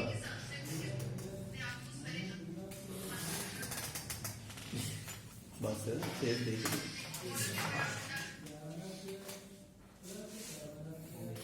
ਜਿਹੜੀ ਚਾਹ ਦੀ ਹਿਸਟਰੀ ਸੀ ਕਿਵੇਂ ਚਾਹ ਦੇ ਵਾਸਤੇ ਕੀ ਜਦੋਂ ਹੌਲੀ ਹੌਲੀ ਟਾਈਮ ਪੀਰੀਅਡ ਚੱਲੀ ਗਿਆ ਨਾ, ਮੰਨ ਲਓ ਚਾਹ ਦੀ ਖੋਜ ਆਪਾਂ ਕੀ ਕਿਵੇਂ ਹੋਈ, ਕੋਈ ਜਦੋਂ ਪਾਣੀ ਸੀਗਾ ਆਪਣੇ ਪਾਣੀ ਲੋਕ ਪੀਂਦੇ ਸੀ, ਕਦੇ ਨਾ ਕਦੇ ਤਾਂ ਪੱਤੇ ਡਿੱਗੇ ਹੋਣਗੇ ਚਾਹ ਦੇ ਵਿੱਚ, ਕੋਈ ਵੀ ਪੱਤੇ ਲਾ ਲਓ, ਜਦੋਂ ਪਾਣੀ ਪੀਤਾ ਹੋਊਗਾ ਤਾਂ ਟੇਸਟ ਨਹੀਂ ਬਦਲ ਗਿਆ ਹੋਣਾ।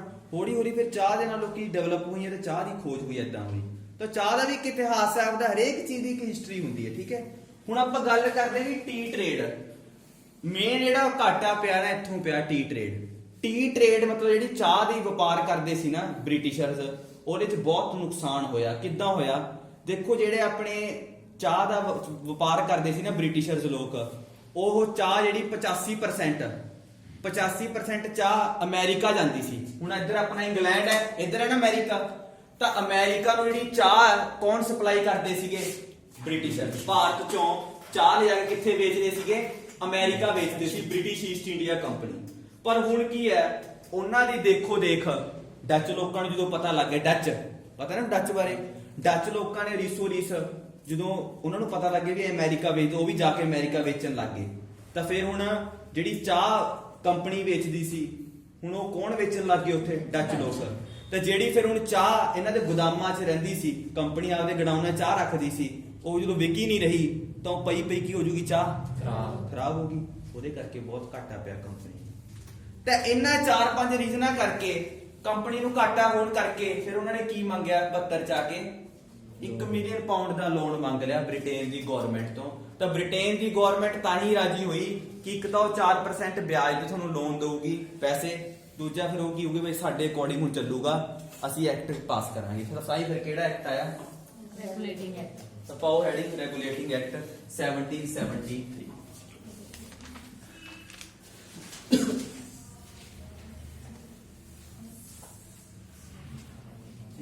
ਹੁਣ ਇਸ ਐਕਟ ਦੇ ਵਿੱਚ ਦੇਖਾਂਗੇ ਉਹਨਾਂ ਨੇ ਕੀ ਚੇਂਜ ਲਿਆਂਦੀਆਂ, ਉਹ ਦੇਖਾਂਗੇ। ਤਾਂ ਆਪਾਂ ਹੁਣ ਪੜ੍ਹਦੇ ਆ ਇਹਦੇ ਕੀ ਪੜ੍ਹਨੇ, ਇਸ ਐਕਟ ਦੇ ਕੀ ਪੜ੍ਹਨੇ ਆ? ਫੀਚਰਸ ਪੜ੍ਹਨੇ ਆ ਇਸ ਐਕਟ ਦੇ, ਠੀਕ ਹੈ। ਪਹਿਲਾਂ ਦੇਖੋ ਕੀ ਚੀਜ਼ ਹੈ। ਪਹਿਲਾਂ ਮੈਂ ਤੁਹਾਨੂੰ ਦੱਸਿਆ ਸੀ ਕੀ ਸੀਗਾ ਆਪਣੇ, ਦੇਖੋ 3 ਸੂਬੇ ਸੀ ਨਾ, ਬੰਬੇ, ਇਧਰ ਬੰਗਾਲ, ਥੱਲੇ ਮਦਰਾਸ, ਠੀਕ ਹੈ। 3 ਸੂਬੇ ਮੇਨ ਸੀਗੇ ਅੰਗਰੇਜ਼ਾਂ ਦੇ, ਤਿੰਨਾਂ 'ਚ ਵਪਾਰ ਚੱਲਦਾ ਸੀ। ਤਿੰਨੇ ਸੂਬੇ ਆਪਦੇ ਆਪ 'ਚ ਕੀ ਸੀਗੇ? ਸੁਤੰਤਰ, ਇੰਡੀਪੈਂਡੈਂਟ ਸੀ ਨਾ।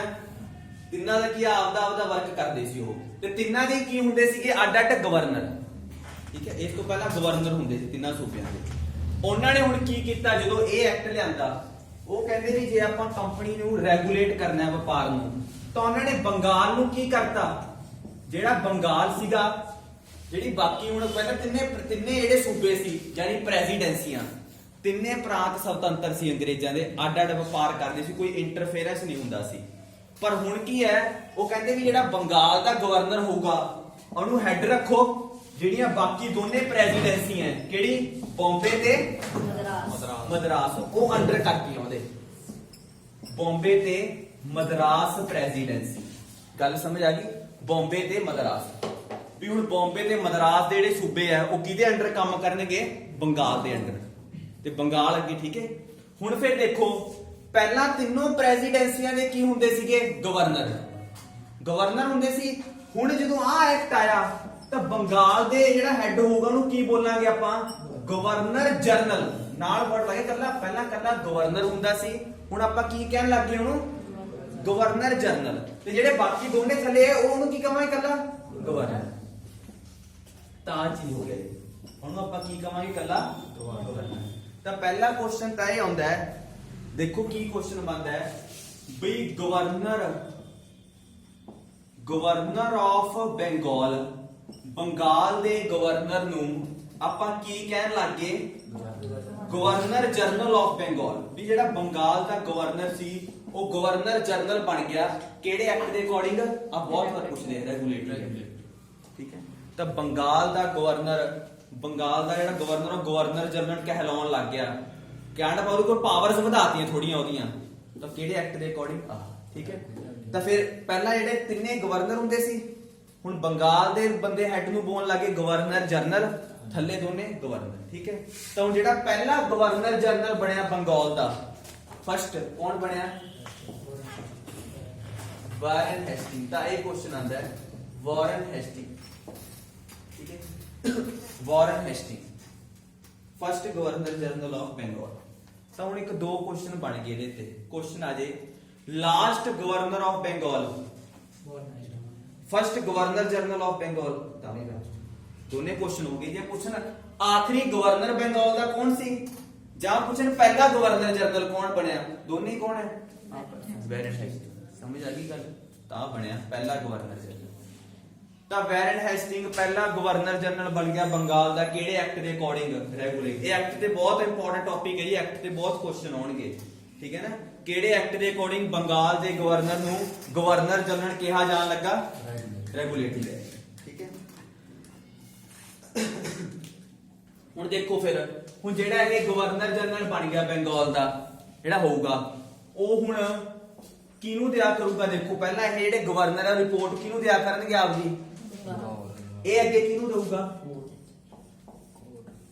ਪਤਾ ਹੈ ਨਾ ਮੈਂ 24 ਮੈਂਬਰਾਂ ਦੀ ਕਮੇਟੀ ਕੋਰਟ ਆਫ ਡਾਇਰੈਕਟਰਸ ਠੀਕ ਹੈ ਕਿੰਨੇ ਮੈਂਬਰ ਉਹਦੇ ਚ 24 ਜਿਹਨੂੰ ਆਪਾਂ ਕੀ ਬੋਲਦੇ ਆ BOD ਬੋਰਡ ਆਫ ਡਾਇਰੈਕਟਰ ਸਮਝ ਆ ਗਈ ਗੱਲ ਜੀ ਪਤਾ ਹੈ ਨਾ ਇੱਥੋਂ ਤੱਕ ਕੋਰਟ ਆਫ ਡਾਇਰੈਕਟਰ ਜਾਂ ਬੋਰਡ ਆਫ ਡਾਇਰੈਕਟਰ ਜਿਹੜੇ 24 ਮੈਂਬਰ ਸੀ ਉਹਨਾਂ ਨੂੰ ਰਿਪੋਰਟ ਦਿਆ ਕਰੂਗਾ ਬੰਗਾਲ ਦਾ ਗਵਰਨਰ ਜਨਰਲ ਠੀਕ ਹੈ ਜੀ ਹੁਣ ਅੱਗੇ ਦੇਖੋ ਧਿਆਨ ਨਾਲ ਕੀ ਚੀਜ਼ ਹੈ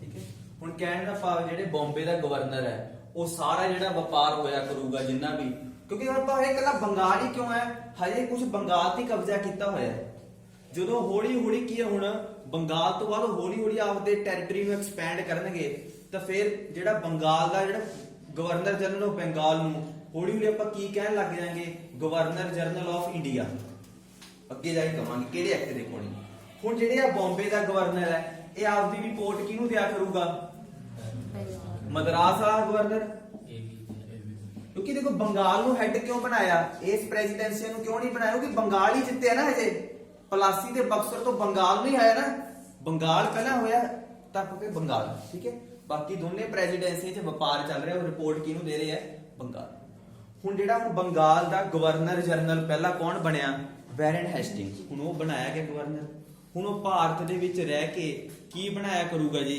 ਦੇਖੋ ਗੱਲ ਸੁਣੋ ਪਹਿਲਾਂ ਬ੍ਰਿਟੇਨ ਤੋਂ ਐਕਟ ਆਇਆ ਕਰੂਗਾ ਐਕਟ ਦੇ ਵਿੱਚ ਕੀ ਹੈ ਨਾ ਉਹ ਕੋਈ ਕੰਮ ਫੈਸਿਲਿਟੀਆਂ ਹੋਣਗੀਆਂ ਐਕਟ ਦੇ ਵਿੱਚ ਜਿਹੜਾ ਕੁਝ ਲਿਖਿਆ ਹੋਊਗਾ ਵੀ ਤੁਸੀਂ ਐਂ ਕੰਮ ਕਰਨਾ ਐਂ ਕਰਨਾ ਉਹ ਕੰਮ ਜਿਹੜਾ ਬ੍ਰਿਟੇਨ ਦੇ ਐਕਟ ਹੈ ਨਾ ਬ੍ਰਿਟੇਨ ਦੇ ਐਕਟ ਆਪਣੇ ਭਾਰਤੀ ਲੋਕਾਂ ਤੇ ਨਹੀਂ ਅਪਲਾਈ ਹੋ ਰਹੇ ਸੁਣੋ ਧਿਆਨ ਨਾਲ ਗੱਲ ਨੂੰ ਜਿਹੜੇ ਬ੍ਰਿਟੇਨ ਗਵਰਨਮੈਂਟ ਆ ਐਕਟ ਲੈ ਕੇ ਆਈ ਹੈ ਜਿਹੜੇ ਕੰਪਨੀ ਦੇ EMPLOYE ਆ ਉਹਨਾਂ ਨੇ ਲੈ ਕੇ ਆਈ ਉਹਨਾਂ ਨੇ ਲਿਖਿਆ ਵੀ ਤੁਸੀਂ ਐਦਾਂ ਐਦਾਂ ਕੰਮ ਕਰਨਾ ਹੈ ਹਦਾਇਤਾਂ ਦਿੱਤੀਆਂ ਉਹਨਾਂ ਨੂੰ ਹੁਣ ਜਿਹੜੇ ਭਾਰਤ ਦੇ ਲੋਕ ਆ ਜਿਹੜੇ ਬੰਗਾਲ ਦੇ ਲੋਕ ਆ ਭਾਰਤ ਜਿੱਤਿਆ ਉਹਨਾਂ ਦੀ ਕਾਨੂੰਨ ਕੌਣ ਬਣਾਊਗਾ ਹੁਣ ਠੀਕ ਹੈ ਨਾ ਹੁਣ ਗਵਰਨਰ ਜਨਰਲ ਕੰਨਾ ਤਾਂ ਨਹੀਂ ਬਣਾਊਗਾ ਇਹਨੂੰ ਨਾਲ ਕੀ ਦੇਣਗੇ ਜੀ ਉਹ 4 ਐਗਜ਼ੀਕਿਊਟਿਵ ਕੌਂਸਲ ਮੈਂਬਰ 4 ਮੈਂਬਰ ਦਿੱਤੇ ਗਏ ਨਾਲ ਇਹਨੂੰ ਗੱਲ ਸਮਝ ਆ ਗਈ ਇਹਨੂੰ ਹੁਣ 4 ਮੈਂਬਰ ਨਾਲ ਦਿੱਤੇ ਗਏ ਗਵਰਨਰ ਜਨਰਲ ਖੁਦ ਹੋ ਗਿਆ 4 ਮੈਂਬਰ ਟੋਟਲ 5 ਹੋ ਗਏ ਇਹ ਪੰਜੇ ਕੀ ਹੈ ਹੁਣ ਕੀ ਹੈ ਕਾਨੂੰਨ ਬਣਾਇਆ ਕਰਨਗੇ ਵਪਾਰ ਕਰਨ ਵਾਸਤੇ ਪ੍ਰਸ਼ਾਸਨ ਦਾ ਪ੍ਰਸ਼ਾਸਨ ਚਲਾਉਣ ਵਾਸਤੇ ਇਹਨਾਂ ਏਰੀਆ ਤੇ ਕੀ ਬਣਾਣਗੇ ਕਾਨੂੰਨ ਬਣਾਇਆ ਕਰਨਗੇ ਐਗਜ਼ੀਕਿਊਟਿਵ ਦਾ ਮਤਲਬ ਲਾਗੂ ਕਰਨਾ ਠੀਕ ਹੈ ਇਹੀ ਕਾਨੂੰਨ ਬੰਗਾਲ ਦਾ ਗਵਰਨਰ ਜਨਰਲ ਹੀ ਕਾਨੂੰਨ ਬਣਾਊਗਾ ਤੇ ਇਹੀ ਕੀ ਕਰਨਗੇ ਲਾਗੂ ਕਰਨਗੇ ਕਹਿਣ ਦਾ ਭਾਵ ਦੋਨੇ ਇੱਕੋ ਹੀ ਕੰਮ ਕਰ ਰਹੇ ਆ ਲੈਜਿਸਲੇਚਰ ਤੇ ਐਗਜ਼ੀਕਿਊਟਿਵ ਦੋ ਬੋਡੀਜ਼ ਹੁੰਦੀਆਂ ਨਾ ਆਪਣੀ ਵੀ ਅੱਜ ਭਾਰਤ ਦੇ 3 ਬੋਡੀਜ਼ ਹੈ ਨਾ ਲੈਜਿਸਲੇਚਰ ਦਾ ਕੰਮ ਹੁੰਦਾ ਕਾਨੂੰਨ ਬਣਾਉਣਾ ਜਦੋਂ ਪੋਲਿਟੀ ਪੜਾਂਗੇ ਐਗਜ਼ੀਕਿਊਟਿਵ ਦਾ ਕੰਮ ਹੁੰਦਾ ਲਾਗੂ ਕਰਨਾ ਲੈਜਿਸਲੇਚਰ ਚ ਕੌਣ ਆਇਆ ਆਪਣੇ ਲੋਕ ਸਭਾ ਤੇ ਰਾਜ ਸਭਾ ਤਾਂ ਕਾਨੂੰਨ ਬਣਾਉਂਦੀ ਹੈ ਲਾਗੂ ਕੌਣ ਕਰਦੀ ਜਿਹਦੀ ਸਰਕਾਰ ਹੈ ਜੁਡੀਸ਼ਰੀ ਦਾ ਕੰਮ ਹੁੰਦਾ ਪਾਲਣਾ ਕਰਨਾ ਵੀ ਉਹ ਸਹੀ ਤਰ੍ਹਾਂ ਪਾਲਣਾ ਕਰ ਰਹੇ ਲੋਕ ਕਿ ਨਹੀਂ ਉਹਨੂੰ ਚੈੱਕ ਕਰਨਾ ਕਾਨੂੰਨ ਨੂੰ ਤਾਂ ਇਹਦੇ ਵਿੱਚ ਹੁਣ ਦੋਨੇ ਕੰਮ ਇਹੀ ਹੈ ਕਾਨੂੰਨ ਬਣਾ ਵੀ ਇਹੀ ਰਹੇ ਹੈ ਤੇ ਲਾਗੂ ਵੀ ਇਹੀ ਕਰਨਗੇ ਹੁਣ ਪਹਿਲਾ ਗਵਰਨਰ ਜਨਰਲ ਬੰਗਾਲ ਦਾ ਬਣਿਆ ਵੈਰਨ ਹੈਸਟਿੰਗ ਨਾਲ ਉਹਨੂੰ 4 ਮੈਂਬਰ ਦਿੱਤੇ ਗਏ ਨਾਲ ਬੈਠਿਆ ਕਰਨਗੇ ਉਹਨਾਂ ਦੇ ਨਾਮ ਲਿਖਣੇ ਲਿਖ ਲਓ ਉਹ ਵੀ ਲਿਖ ਲਓ ਨਾਮ ਜੀ 4 ਐਗਜ਼ੀਕਿਊਟਿਵ ਕੌਂਸਲ ਮੈਂਬਰ ਕਿਹੜੇ ਸੀਗੇ ਨਾਮ ਲਿਖ ਲਓ ਉਹਨਾਂ ਦਾ ਦੇਖੋ ਪਹਿਲਾ ਹੈਗਾ ਲੈਫਟੀਨੈਂਟ ਜਨਰਲ ਜੌਨ ਕਲੈਵਰਿੰਗ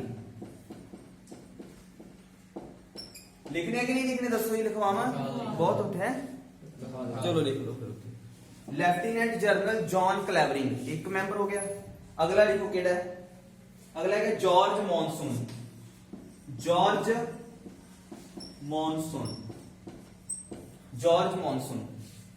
थर्ड देखो रिचर्ड बारवेल, थर्ड केड़े जी, रिचर्ड बारवेल, ठीक है।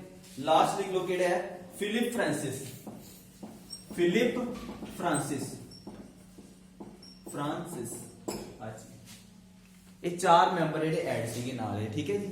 ਇਹਦੇ ਗਵਰਨਰ जनरल ਤੇ ਇਹ ਤੇ ਚਾਰ ਮੈਂਬਰ ਬੰਗਾਲ ਦਾ ਵੀ ਤੇ ਨਾਲ ਦੋਨੇ ਪ੍ਰੈਜ਼ੀਡੈਂਸੀਆਂ ਦੇ ਵੀ ਕਾਨੂੰਨ ਬਣਾਉਣਗੇ ਉੱਥੇ, ਠੀਕ ਹੈ ਜੀ।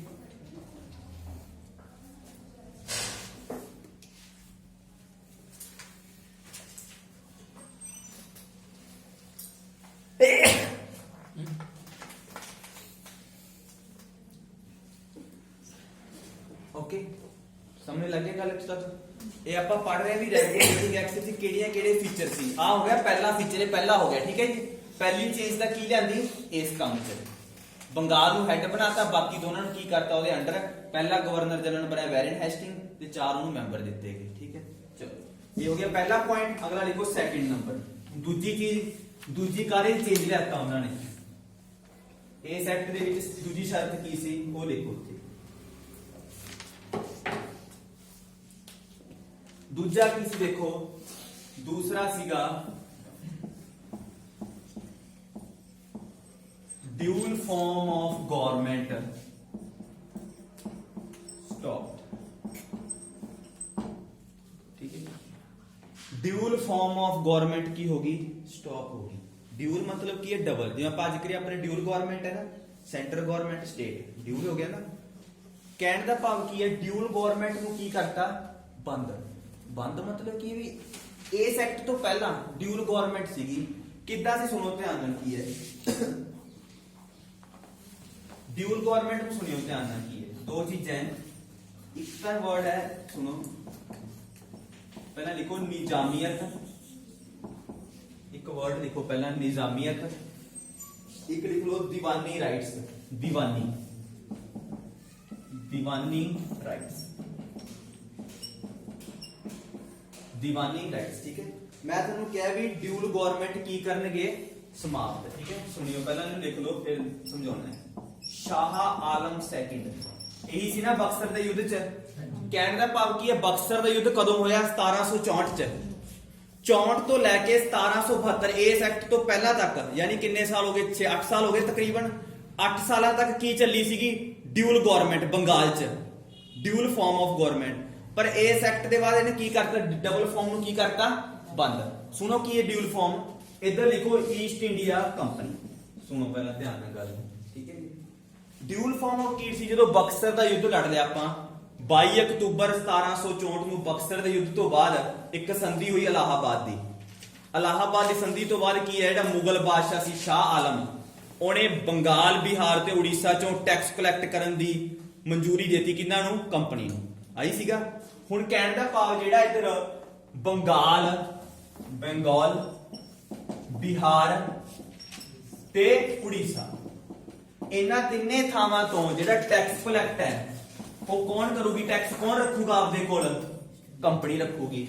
ਤੇ ਦੂਜਾ ਉਹਨਾਂ ਨੇ ਕੀ ਕਿਹਾ ਵੀ ਜਿਹੜਾ ਉਸ ਜਿਹੜੇ ਇਹਦਾ ਪ੍ਰਸ਼ਾਸਨ ਹੈ, ਯਾਨੀ ਐਡਮਿਨਿਸਟ੍ਰੇਸ਼ਨ, ਸਮਝਦੇ ਹੋ ਗੱਲ, ਪ੍ਰਸ਼ਾਸਨ। ਕਹਿਣ ਦਾ ਭਾਵ ਜਿਹੜਾ ਉਹ ਪ੍ਰਜਾ ਵਾਸਤੇ ਕੋਈ ਵੀ ਪ੍ਰਜਾ ਨੂੰ ਸੈੱਟ ਕਰਨਾ ਹੈ, ਪ੍ਰਜਾ ਲਈ ਕੋਈ ਲਾ ਲੈ ਕੇ ਆਣੇ ਹੈ, ਪ੍ਰਜਾ ਨੂੰ ਪ੍ਰਸ਼ਾਸਨ, ਪ੍ਰਜਾ ਨੂੰ ਕੌਣ ਚਲਾਊਗਾ, ਆਹ ਬਾਦਸ਼ਾਹ। ਪ੍ਰਜਾ ਨੂੰ ਸ਼ਾਸਨ ਕੀ ਕਹਿੰਦੇ, ਨਿਜ਼ਾਮੀਅਤ। ਵੀ ਜਿਹੜੀ ਬੰਗਾਲ ਬਿਹਾਰ ਦੀ ਨਿਜ਼ਾਮੀਅਤ ਹੈ ਉਹ ਕਿਹਦੇ ਕੋਲ ਦੇਤੀ, ਸ਼ਾਹ ਆਲਮ। ਵੀ ਇਸ ਦਾ ਟੈਕਸ ਲੈਣਾ, ਚਲਾਏਗਾ ਤੂੰ ਆਪੇ ਆਪਦਾ ਬੰਗਾਲ ਬਿਹਾਰ, ਆਪੇ ਉਹਨਾਂ ਨੂੰ ਜਿਵੇਂ ਮਰਜ਼ੀ ਪ੍ਰੋਵਾਈਡ ਕਰ ਭੋਜਨ ਵਗੈਰਾ। ਕੰਪਨੀ ਕੀ ਸਿਰਫ ਟੈਕਸ ਕਲੈਕਟ ਕਰੂਗੀ ਆਪ ਉਹਨਾਂ ਬੰਦਿਆਂ ਤੋਂ। ਤੇ ਡਬਲ ਫਾਰਮ ਹੋ ਗਈ ਨਾ। ਪ੍ਰਸ਼ਾਸਨ ਕੌਣ ਚਲਾ ਰਿਹਾ ਸੀਗਾ, ਸ਼ਾਹ ਆਲਮ। ਉਹ ਇੱਕ ਦਾ ਨਾਮ ਲਿਓ ਕਹੂਗਾ ਟੈਕਸ ਤਾਂ ਤੁਸੀਂ ਲਈ, ਕਾਹਦਾ ਪ੍ਰਸ਼ਾਸਨ ਹੈ, ਉਹ ਆਪੇ ਕਰੂਗਾ, ਉਹਨੂੰ ਆਪਣੇ ਰਾਜੀ ਕਰੂਗਾ ਉਹਦੀ ਪ੍ਰਜਾ ਨੂੰ। ਟੈਕਸ ਕੌਣ ਲੈ ਰਿਹਾ ਹੈ, ਠੀਕ ਹੈ। ਮੰਨ ਲਓ ਅੱਜ ਆਪਣੀ ਗਵਰਨਮੈਂਟ ਕਵੇ ਵੀ ਟੈਕਸ ਤਾਂ ਆਪਣੀ ਗਵਰਨਮੈਂਟ ਲਈ ਚੱਲੇ ਤੇ ਲੋਕਾਂ ਨੂੰ ਕੋਈ ਹੋਰ ਚਲਾਈ ਜਾਵੇ, ਅੰਬਾਨੀ ਵਗੈਰਾ, ਅਲੱਗ ਕਵੇ ਤੁਸੀਂ ਚਲਾ ਲਓ ਭਾਜੀ, ਅਸੀਂ ਤਾਂ ਕਰਦੇ ਹਾਂ, ਠੀਕ ਹੈ। ਏਦਾਂ ਚੀਜ਼ ਨੇ। ਤਾਂ ਟੈਕਸ ਕਲੈਕਟ ਕੰਪਨੀ, ਦੀਵਾਨੀ ਸਮਝਦੇ ਹੋ ਨਾ, ਦੀਵਾਨੀ ਦਾ ਮਤਲਬ ਟੈਕਸ ਕਲੈਕਟ। ਤਾਂ ਕੰਪਨੀ ਕੋਲ ਸੀਗਾ ਇਸ ਤਾਂ ਯਾਨੀ 1765 ਤੋਂ ਲੈ ਕੇ 1772 ਤੱਕ ਕਿਹੜੀ ਗਵਰਨਮੈਂਟ ਚੱਲਦੀ ਸੀ, ਡਿਊਲ ਫਾਰਮ। ਇਸ ਐਕਟ ਦੇ ਵਿੱਚ ਫਿਰ ਇਹ ਲਿਆਂਦਾ ਵੀ ਡਬਲ ਫਾਰਮ ਨੂੰ ਕੀ ਕਰਤਾ, ਖਤਮ ਕਰਤਾ। ਕਿਵੇਂ ਹੁਣ ਤਾਂ ਡਬਲ ਫਾਰਮ ਸਮਝ ਆਈ ਗੱਲ। ਹੁਣ ਖਤਮ ਕਿਵੇਂ ਕੀਤਾ ਵੀ ਪਹਿਲਾਂ ਹੁਣ ਬੰਗਾਲ ਤੇ ਟੈਕਸ ਇਹ ਲੈ ਰਿਹਾ ਸੀ ਇਹ ਪ੍ਰਸ਼ਾਸਨ, ਇਸ ਐਕਟ ਦੇ ਵਿੱਚ ਕੀ ਕਰਤਾ ਹੁਣ ਇਸ ਐਕਟ ਤੋਂ ਬਾਅਦ ਬੰਗਾਲ ਤੇ ਡਾਇਰੈਕਟ ਬ੍ਰਿਟਿਸ਼ ਦਾ ਕੰਟਰੋਲ ਹੋ ਗਿਆ ਡਾਇਰੈਕਟ। ਸ਼ਾਹ ਆਲਮ ਨੂੰ ਕੀ ਹੈ, ਸ਼ਾਹ ਆਲਮ ਨੂੰ ਕੀ ਹੈ, ਪੈਨਸ਼ਨ ਲਾਤੀ, ਪ੍ਰਸ਼ਾਸਨ ਵੀ ਹੁਣ ਕੌਣ ਦੇਖੂਗਾ, ਕੰਪਨੀ। ਉਹ ਲੋਕਾਂ ਲਈ ਰੂਲ ਕੰਪਨੀ ਲੈ ਕੇ ਆਊਗੀ ਹੁਣ। ਤਾਂ ਸ਼ਾਹ ਆਲਮ ਨੂੰ ਕੀ ਹੈ ਕੱਢ ਕੇ ਬਾਹਰ ਉਹਦੀ ਕੀ ਲਾਤੀ, ਪੈਨਸ਼ਨ ਲਗਾਤੀ ਕੰਪਨੀ ਨੇ ਇਸ ਐਕਟ ਦੇ ਵਿੱਚ। ਤਾਂ ਇਸ ਕਰਕੇ dual form of government stop ਹੋ ਗਈ। ਤੇ ਕੁਐਸਚਨ ਆਉਂਦੇ ਵੀ double form of government stop. ਪਹਿਲਾਂ ਡਿਊਲ ਫਾਰਮ ਹੁਣ ਦੋ ਕੁਐਸਚਨ ਆ ਗਏ। ਜਿਹੜੀ ਡਬਲ ਫਾਰਮ ਆਫ ਗਵਰਨਮੈਂਟ ਇਹ ਸ਼ੁਰੂ ਕਿਨੇ ਕੀਤੀ, ਰੋਬਰਟ ਕਲਾਈਵ ਨੇ। ਰੋਬਰਟ ਕਲਾਈਵ ਸੀ ਨਾ ਗਵਰਨਰ, ਉਹਨੇ ਸ਼ੁਰੂ ਕਰਤੀ ਸੀ ਵੀ ਐਦਾਂ ਚੱਲੀ ਜਾਣ ਦੋ। ਪਰ ਜਦੋਂ ਵੈਰਨ ਹੈਸਟਿੰਗ ਬਣੂ ਗਵਰਨਰ ਬਣ ਗਿਆ ਐਕਟ, ਉਹਨੇ ਇਸ ਨੂੰ ਕੀ ਕਰਤਾ, ਖਤਮ ਕਰਤਾ। ਵੀ ਸ਼ਾਹ ਆਲਮ ਨੂੰ ਸਿੱਧਾ ਪੈਨਸ਼ਨ ਗੱਦੀ ਤੋਂ ਕੀ ਵੀ ਤੂੰ ਪੈਨਸ਼ਨ ਲਈ ਚੱਲ, ਪ੍ਰਸ਼ਾਸਨ ਵੀ ਆਪਦੇ ਹੱਥਾਂ 'ਚ ਲੈ ਲਿਆ ਕੰਪਨੀ ਨੇ ਹੁਣ ਪੋਲੀਟੀਕਲ ਕੰਮਾਂ ਨੂੰ ਉੱਥੇ ਰੂਲ ਕਰਨ ਵਾਸਤੇ।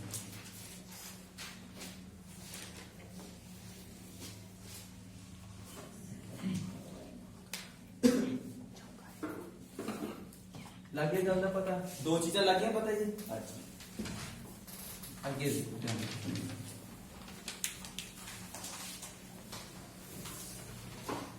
ਹੁਣ ਧਿਆਨ ਨਾਲ ਦੇਖੋ, ਪਹਿਲਾਂ ਮੈਨੂੰ ਗੱਲ ਸਮਝੋ। ਇਹ ਐਕਟ ਆਇਆ ਰੈਗੂਲੇਟਿੰਗ ਐਕਟ 1773 ਆਇਆ। ਇਸ ਤੋਂ ਪਹਿਲਾਂ ਮੰਨ ਲਓ ਹੁਣ ਆਪਣੇ ਜਿਹੜੇ ਆਪਣਾ ਜਿਹੜਾ ਭਾਰਤ ਸੀ ਨਾ, ਅੰਗਰੇਜ਼ਾਂ ਤੋਂ ਪਹਿਲਾਂ ਜੇ ਆਪਾਂ ਭਾਰਤ ਦੀ ਗੱਲ ਕਰੀਏ, ਭਾਰਤ ਦੇ ਵਿੱਚ ਕਿਸੇ ਵੀ ਬੰਦੇ ਨੂੰ ਮੰਨ ਲਓ ਇਨਸਾਫ ਚਾਹੀਦਾ, ਉਹ ਕਿੱਦਾਂ ਮਿਲਦਾ ਸੀ ਜੀ। ਅੰਗਰੇਜ਼ਾਂ ਆਪਾਂ ਲਾ ਲਓ ਪੁਰਾਣੇ ਟਾਈਮ ਦੀ ਗੱਲ ਕਰੀਏ ਐਂਸ਼ੀਅੰਟ ਇੰਡੀਆ ਦੀ, ਜਾਂ ਆਪਾਂ ਗੱਲ ਕਰੀਏ ਮੈਡੀਵਲ ਇੰਡੀਆ ਦੀ, ਪੁਰਾਣੇ ਟਾਈਮ ਤੇ ਮੰਨ ਲਓ ਲੋਕਾਂ ਨੂੰ ਇਨਸਾਫ ਚਾਹੀਦਾ ਹੈ ਤਾਂ ਉਹ ਕਿੱਦਾਂ ਸੀਗਾ, ਜਾਂ ਤਾਂ ਕੀ ਹੈ ਜਿਹੜੇ ਸਮਾਜ ਦੇ ਵਿੱਚ ਵੱਡਾ ਬੰਦਾ ਹੁੰਦਾ ਸੀ। ਹੁਣ ਐਦਾਂ ਨਹੀਂ ਜਿਹੜੇ ਕੋਈ ਮਾੜਾ ਮੋਟਾ ਬੰਦਾ ਮੁਗਲ ਬਾਦਸ਼ਾਹ ਨੂੰ ਮਿਲ ਜਾਂਦਾ ਜਾ ਕੇ ਆਈਏ ਕੋਈ ਕੁੱਟੀ ਜਾਂਦਾ, ਐਦਾਂ ਨਹੀਂ, ਸਿੱਧਾ ਨਹੀਂ ਮਿਲਦੇ ਸੀ। ਮੁਗਲ ਬਾਦਸ਼ਾਹ ਔਰੰਗਜ਼ੇਬ ਨੂੰ ਮਿਲਣਾ ਕੋਈ ਸੌਖੀ ਗੱਲ ਥੋੜੀ, ਪ੍ਰਧਾਨ ਬਾਦਸ਼ਾਹ ਸੀ, ਐਦਾਂ ਆਮ ਜਨਤਾ ਨਹੀਂ ਮਿਲਦੀ ਸੀ ਉਹਨੂੰ। ਉਹ ਕੀ ਸੀਗਾ ਵੀ ਜਿਹੜੇ ਸਮਾਜ 'ਚ ਕੋਈ ਵੱਡਾ ਬੰਦਾ ਨਹੀਂ ਹੁੰਦਾ ਸੀ, ਉਹ ਇਨਸਾਫ ਦਿਵਾਉਂਦਾ ਸੀ ਵੀ ਤੂੰ ਗਲਤ ਹੈ ਇਹ ਸਹੀ ਹੈ। ਕੋਈ ਵੀ ਮਾਮਲਾ ਹੋ ਜਾਂਦਾ ਸੀ ਜਾਂ ਕੋਈ ਸਰਪੰਚ ਵਗੈਰਾ ਐਦਾਂ ਹੀ ਸੀ। ਜੇ ਕੋਈ ਗੱਲ ਬਾਹਲੀ ਵਿਗੜ ਜਾਂਦੀ ਫਿਰ ਬਾਦਸ਼ਾਹ ਕੋਲ ਪਹੁੰਚਦੀ ਸੀ ਗੱਲ, ਐਦਾਂ ਹੀ ਸੀ। ਬਾਦਸ਼ਾਹ ਜਿਹੜਾ ਹੁਕਮ ਦਿੰਦਾ ਸੀ ਉਹਨੂੰ ਮੰਨਿਆ ਜਾਂਦਾ ਸੀ। ਹੁਣ ਜਦੋਂ ਬ੍ਰਿਟਿਸ਼ਰਜ਼ ਨੇ ਪ੍ਰਸ਼ਾਸਨ ਕਰਨਾ ਸ਼ੁਰੂ ਕੀਤਾ, ਬ੍ਰਿਟਿਸ਼ਰਜ਼ ਨੇ ਹੁਣ ਕੀ ਸੋਚਿਆ, ਯਾਰ ਆਹ ਤਾਂ ਗਲਤ ਹੈ। ਕਿਉਂ ਉਧਰ ਬ੍ਰਿਟਿਸ਼ ਇਨਸਾਫ ਕਿੱਦਾਂ ਮਿਲਦਾ, ਯੂਰਪ 'ਚ ਕਿੱਦਾਂ ਮਿਲ ਰਿਹਾ ਸੀ ਉਹਨਾਂ ਦੇ ਟਾਈਮ ਤੇ, ਕੋਟਾਂ ਬਣੀਆਂ ਹੋਈਆਂ ਨਾ। ਉਹ ਕਹਿੰਦੇ ਇਹ ਤਾਂ ਲੋਕੀ ਕੀ ਇੱਕ ਬੰਦੇ ਦੀ ਸੁਣੀ ਜਾਂਦੇ ਆ। ਜੇ ਬਾਦਸ਼ਾਹ ਨੇ ਕਿਹਾ ਤੂੰ ਸਹੀ ਹੈ, ਗਲਤ ਵੀ ਹੋ ਸਕਦਾ ਉਹ ਬੰਦਾ, ਵੀ ਆਪਾਂ ਜਿਹੜੇ ਇਨਸਾਫ ਦਿਵਾਉਣਾ ਹੈ। ਕੰਪਨੀ ਦੇ ਕੋਈ ਵੀ EMPLOYE ਆ ਉਹਨਾਂ ਨੂੰ ਇਨਸਾਫ ਦਾ ਚਾਹੀਦਾ। ਮੰਨ ਲਓ ਹੁਣ ਕੰਪਨੀ ਦੇ ਬੰਦੇ ਕੰਮ ਕਰੀ ਜਾਂਦੇ, ਉਹਨਾਂ 'ਚ ਵੀ ਲੜਾਈ ਝਗੜੇ ਹੁੰਦੇ ਸੀ ਆਪਸ 'ਚ। ਉਹ ਕਹਿੰਦੇ ਯਾਰ ਵੀ ਕੋਰਟ ਤਾਂ ਕੋਈ ਬਣੇ। ਤਾਂ ਉਹਨਾਂ ਨੇ ਕੀ ਹੈ ਵੀ ਹੁਣ ਆਪਾਂ ਪ੍ਰਸ਼ਾਸਨ ਕਰ ਰਹੇ ਆ, ਆਪਾਂ ਹੁਣ ਐਸਟੈਬਲਿਸ਼ ਕਰ ਰਹੇ ਆ, ਤਾਂ ਕਿਉਂ ਨਾ ਇੱਕ ਆਪਾਂ ਕੋਰਟ ਬਣਾਈਏ ਪਹਿਲਾਂ ਆਪਦੀ, ਜਿਹਦੇ ਵਿੱਚ ਆਪਣੇ ਝਗੜਿਆਂ ਨੂੰ ਨਿਪਟਾਇਆ ਜਾਊਗਾ। ਤਾਂ ਫਿਰ ਉਹਨਾਂ ਨੇ ਕਾਹਦੀ ਸਥਾਪਨਾ ਕਰਨਗੇ, ਸੁਪਰੀਮ ਕੋਰਟ। ਤਾਂ ਫਿਰ ਸੁਪਰੀਮ ਕੋਰਟ ਕਿਹੜੇ ਐਕਟ ਦੇ ਅਕੋਰਡਿੰਗ ਬਣਿਆ, ਕਿਉਂਕਿ ਉਹ ਕਹਿੰਦੇ ਵੀ ਸਾਡੇ ਜਦੋਂ ਉਧਰ ਕੋਰਟ ਬਣੇ ਹੋਏ ਆ, ਇਹ ਪਤਾ ਨਹੀਂ ਕਿੱਦਾਂ ਚਲਾਉਂਦੇ ਸਰਕਾਰਾਂ ਨੂੰ। ਤਾਂ ਉਹਨਾਂ ਨੇ ਕੀ ਕੀਤਾ, ਤਾਂ ਆਪਣੇ ਰੈਗੂਲੇਟਿੰਗ ਐਕਟ ਦੇ ਤਹਿਤ ਕਾਹਦੀ ਸਥਾਪਨਾ ਹੋਈ, ਸੁਪਰੀਮ ਕੋਰਟ ਦੀ ਸਥਾਪਨਾ ਹੋਈ, ਰੈਗੂਲੇਟਿੰਗ ਐਕਟ। ਇਸ ਐਕਟ ਦੇ ਵਿੱਚ ਸੁਪਰੀਮ ਕੋਰਟ ਦੀ ਸਥਾਪਨਾ ਦਾ ਜ਼ਿਕਰ ਆਇਆ। ਤੇ ਸੁਪਰੀਮ ਕੋਰਟ ਬਣਿਆ ਕਦੋਂ, ਅਗਲੇ ਸਾਲ ਯਾਨੀ 1774 ਦੇ ਵਿੱਚ ਸੁਪਰੀਮ ਕੋਰਟ ਬਣਾਇਆ ਗਿਆ ਅੰਗਰੇਜ਼ਾਂ ਨੇ। ਇਹ ਆਪਦੇ ਵਾਸਤੇ ਬਣਾਇਆ ਉਹਨਾਂ ਨੇ, ਵੀ ਆਪਣੇ ਕੰਪਨੀ ਦੇ ਲੋਕਾਂ ਦੇ ਸੁਣਨ ਵਾਸਤੇ। ਕਿਉਂਕਿ ਉਹਨਾਂ ਨੇ ਕਿਹਾ ਵੀ ਇਸ ਤਾਂ ਯਾਰ ਕੋਰਟ ਬਣਾਵਾਂਗੇ ਆਪਦਾ, ਇਹ ਤਾਂ ਪੁਰਾਣੀ ਪਰੰਪਰਾ ਚੱਲਦੀ ਸਾਡੇ। ਦੇਖੋ ਅੰਗਰੇਜ਼ ਉਹੀ ਕੰਮ ਕਰਨਗੇ ਜਿਹੜਾ ਉੱਥੇ ਚੱਲ ਰਿਹਾ। ਉਹ ਕਹਿੰਦੇ ਸਾਡੇ ਯੂਰਪ 'ਚ ਤਾਂ ਕੋਰਟ ਦਾ ਰਿਵਾਜ ਹੈ, ਉੱਥੇ ਕੋਰਟ ਹੁੰਦੀ ਹੈ, ਕੋਰਟ ਫੈਸਲੇ ਲੈਂਦੀ ਹੈ। ਇਹਦਾ ਇਕੱਲੇ ਬੰਦੇ ਨੂੰ ਹੀ ਪੁੱਛੀ ਜਾਂਦੇ, ਸਮਾਜ 'ਚ ਕੋਈ ਜਿਹੜਾ ਵੱਡਾ ਬੰਦਾ ਹੈ ਵੀ ਦੱਸ ਕੌਣ ਗਲਤ ਹੈ ਕੌਣ ਸਹੀ ਹੈ, ਇਹਨੂੰ ਕੀ ਪਤਾ ਕੋਰਟ ਫੈਸਲਾ ਲਊਗੀ। ਤਾਂ ਉਹਨਾਂ ਨੇ ਸੁਪਰੀਮ ਕੋਰਟ, ਪਹਿਲਾ ਕੁਐਸਚਨ ਹੈ ਭਾਰਤ 'ਚ ਸੁਪਰੀਮ ਕੋਰਟ ਦੀ ਸਥਾਪਨਾ, ਇਹੀ ਸੁਪਰੀਮ ਕੋਰਟ ਜਿਹੜਾ ਬਾਅਦ 'ਚ ਦਿੱਲੀ ਲਿਆਂਦਾ ਗਿਆ ਸ਼ਿਫਟ ਕਰਕੇ, ਸਮਝ ਆ ਗਈ ਗੱਲ।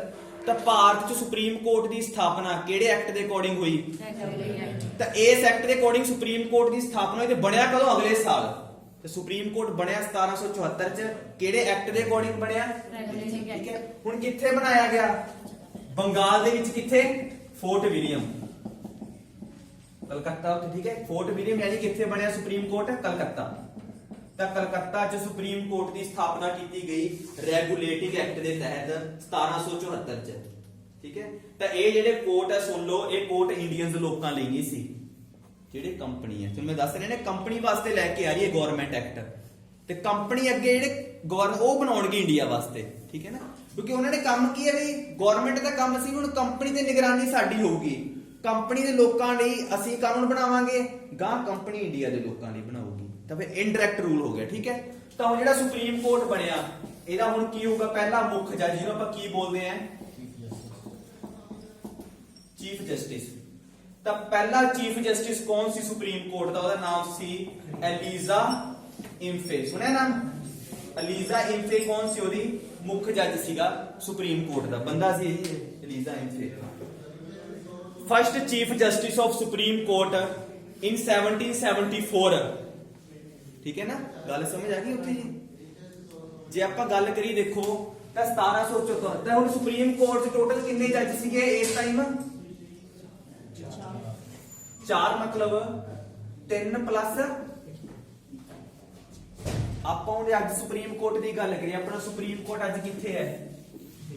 ਦਿੱਲੀ। ਟੋਟਲ ਜੱਜ ਕਿੰਨੇ ਅੱਜ?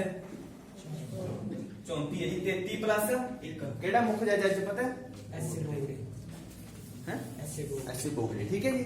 ਦੇਖੋ ਇਹਦੇ ਦੋ ਕੁਐਸਚਨ ਕਹਿੰਦੇ ਜਦੋਂ ਸਟਾਰਟਿੰਗ 'ਚ ਗੱਲ ਕਰੀਏ, ਸਟਾਰਟਿੰਗ 'ਚ ਸੁਪਰੀਮ ਕੋਰਟ ਦੀ ਸਥਾਪਨਾ ਜਦੋਂ ਹੋਈ ਹੈ ਉਸ ਟਾਈਮ ਜੱਜਾਂ ਦੀ ਗਿਣਤੀ ਸੀਗੀ 4। ਹੁਣ ਜਦੋਂ ਸੁਪਰੀਮ ਕੋਰਟ ਆਪਣੇ ਭਾਰਤ 'ਚ ਸੁਪਰੀਮ ਕੋਰਟ ਦੀ ਸਥਾਪਨਾ ਕਦੋਂ ਹੋਈ ਹੈ? 28 ਜਨਵਰੀ 1950। ਜਦੋਂ ਆਪਾਂ ਸੰਵਿਧਾਨ ਲਾਗੂ ਕੀਤਾ ਨਾ 2 ਦਿਨਾਂ ਬਾਅਦ ਸੁਪਰੀਮ ਕੋਰਟ ਦੀ ਸਥਾਪਨਾ ਕੀਤੀ ਗਈ। ਇਹਨੂੰ ਲਿਆਂਦਾ ਗਿਆ ਕਲਕੱਤਾ ਤੋਂ ਸ਼ਿਫਟ ਕਰਕੇ ਦਿੱਲੀ। ਤਾਂ ਕਦੋਂ? 28 ਜਨਵਰੀ। ਤਾਂ ਜਦੋਂ ਆਪਣਾ ਜਿਹੜਾ ਭਾਰਤ ਦਾ ਪਹਿਲਾ ਸੁਪਰੀਮ ਕੋਰਟ ਬਣਿਆ ਆਜ਼ਾਦੀ ਤੋਂ ਬਾਅਦ ਉਹਦੇ ਜੱਜ ਕਿੰਨੇ ਟੋਟਲ? 3 ਕੁਐਸਚਨ ਹੋ ਗਏ। ਪਹਿਲਾਂ ਸਭ ਤੋਂ ਪਹਿਲਾਂ ਅੰਗਰੇਜ਼ਾਂ ਵੇਲੇ 4, ਆਜ਼ਾਦੀ ਤੋਂ ਬਾਅਦ ਕਿੰਨੇ? ਇਹ ਆਪਣੇ ਭਾਰਤ ਦਾ ਬਣ ਗਿਆ। ਹੁਣ ਅੱਜ ਕਿੰਨੇ ਹੈ? 34। ਹੌਲੀ ਹੌਲੀ ਵਧੀ ਗਈ, 8 ਤੋਂ 12 ਹੋ ਗਏ ਸੀ, 13 ਇਦਾਂ ਵਧੀ ਗਏ। ਠੀਕ ਹੈ। ਤਾਂ ਜਿਵੇਂ ਇਹ ਤਾਂ ਇੱਥੇ ਕੁਐਸਚਨ ਆ ਜੇ ਪਹਿਲਾ ਚੀਫ ਜਸਟਿਸ ਤਾਂ ਐਲੀਜ਼ਾ ਇੰਫੇ ਸੀ। ਜੇ ਆਪਾਂ ਗੱਲ ਆਜ਼ਾਦੀ ਤੋਂ ਬਾਅਦ ਪਹਿਲਾ ਚੀਫ ਜਸਟਿਸ ਕੌਣ ਸੀ?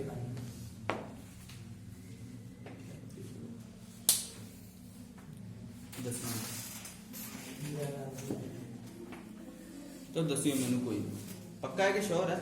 श्योर है, ये राइट सीगा। ठीक। चलो आ तो हो गए पहला जज एलिजा इंफे। नाल कौन सी दे? 3 अदर जज, उन्हां दे नाम लिख लो जी। 3 अदर जज कौन सीगे सुप्रीम कोर्ट दे? ठीक है ना। तो देखो आजादी तो बाद अपना भारतीय बंदा ही बनूगा। आ स्टार्टिंग च सीगा। ठीक है, नाम लिख लो ओदा कौन है? पहले सीगे इधर Robert Chamber, sir Robert Chamber. Second है John Hyde, John Hyde, Robert Chamber, John Hyde ते Stephen Le Maistre, Stephen Le Maistre. आ 3 अदर जज सीगे। ठीक है, आ 3 अदर जजेस सी। पहली चीफ जस्टिस लीजा। ठीक है ना। तो जो भारत सुप्रीम कोर्ट की स्थापना हुई तो पहले मुख्य जज का की नाम सी लीजा इंफे। आफ्टर इंडिपेंडेंट जजां की गिनती 8 सीगी, 7 + 1 आज 34 है। किथे स्थापना हुई? फोर्ट विलियम कलकत्ता बंगाल च। लीजा इंफे के नाम लग गया पता। बाकी कल करांगे कंटिन्यू।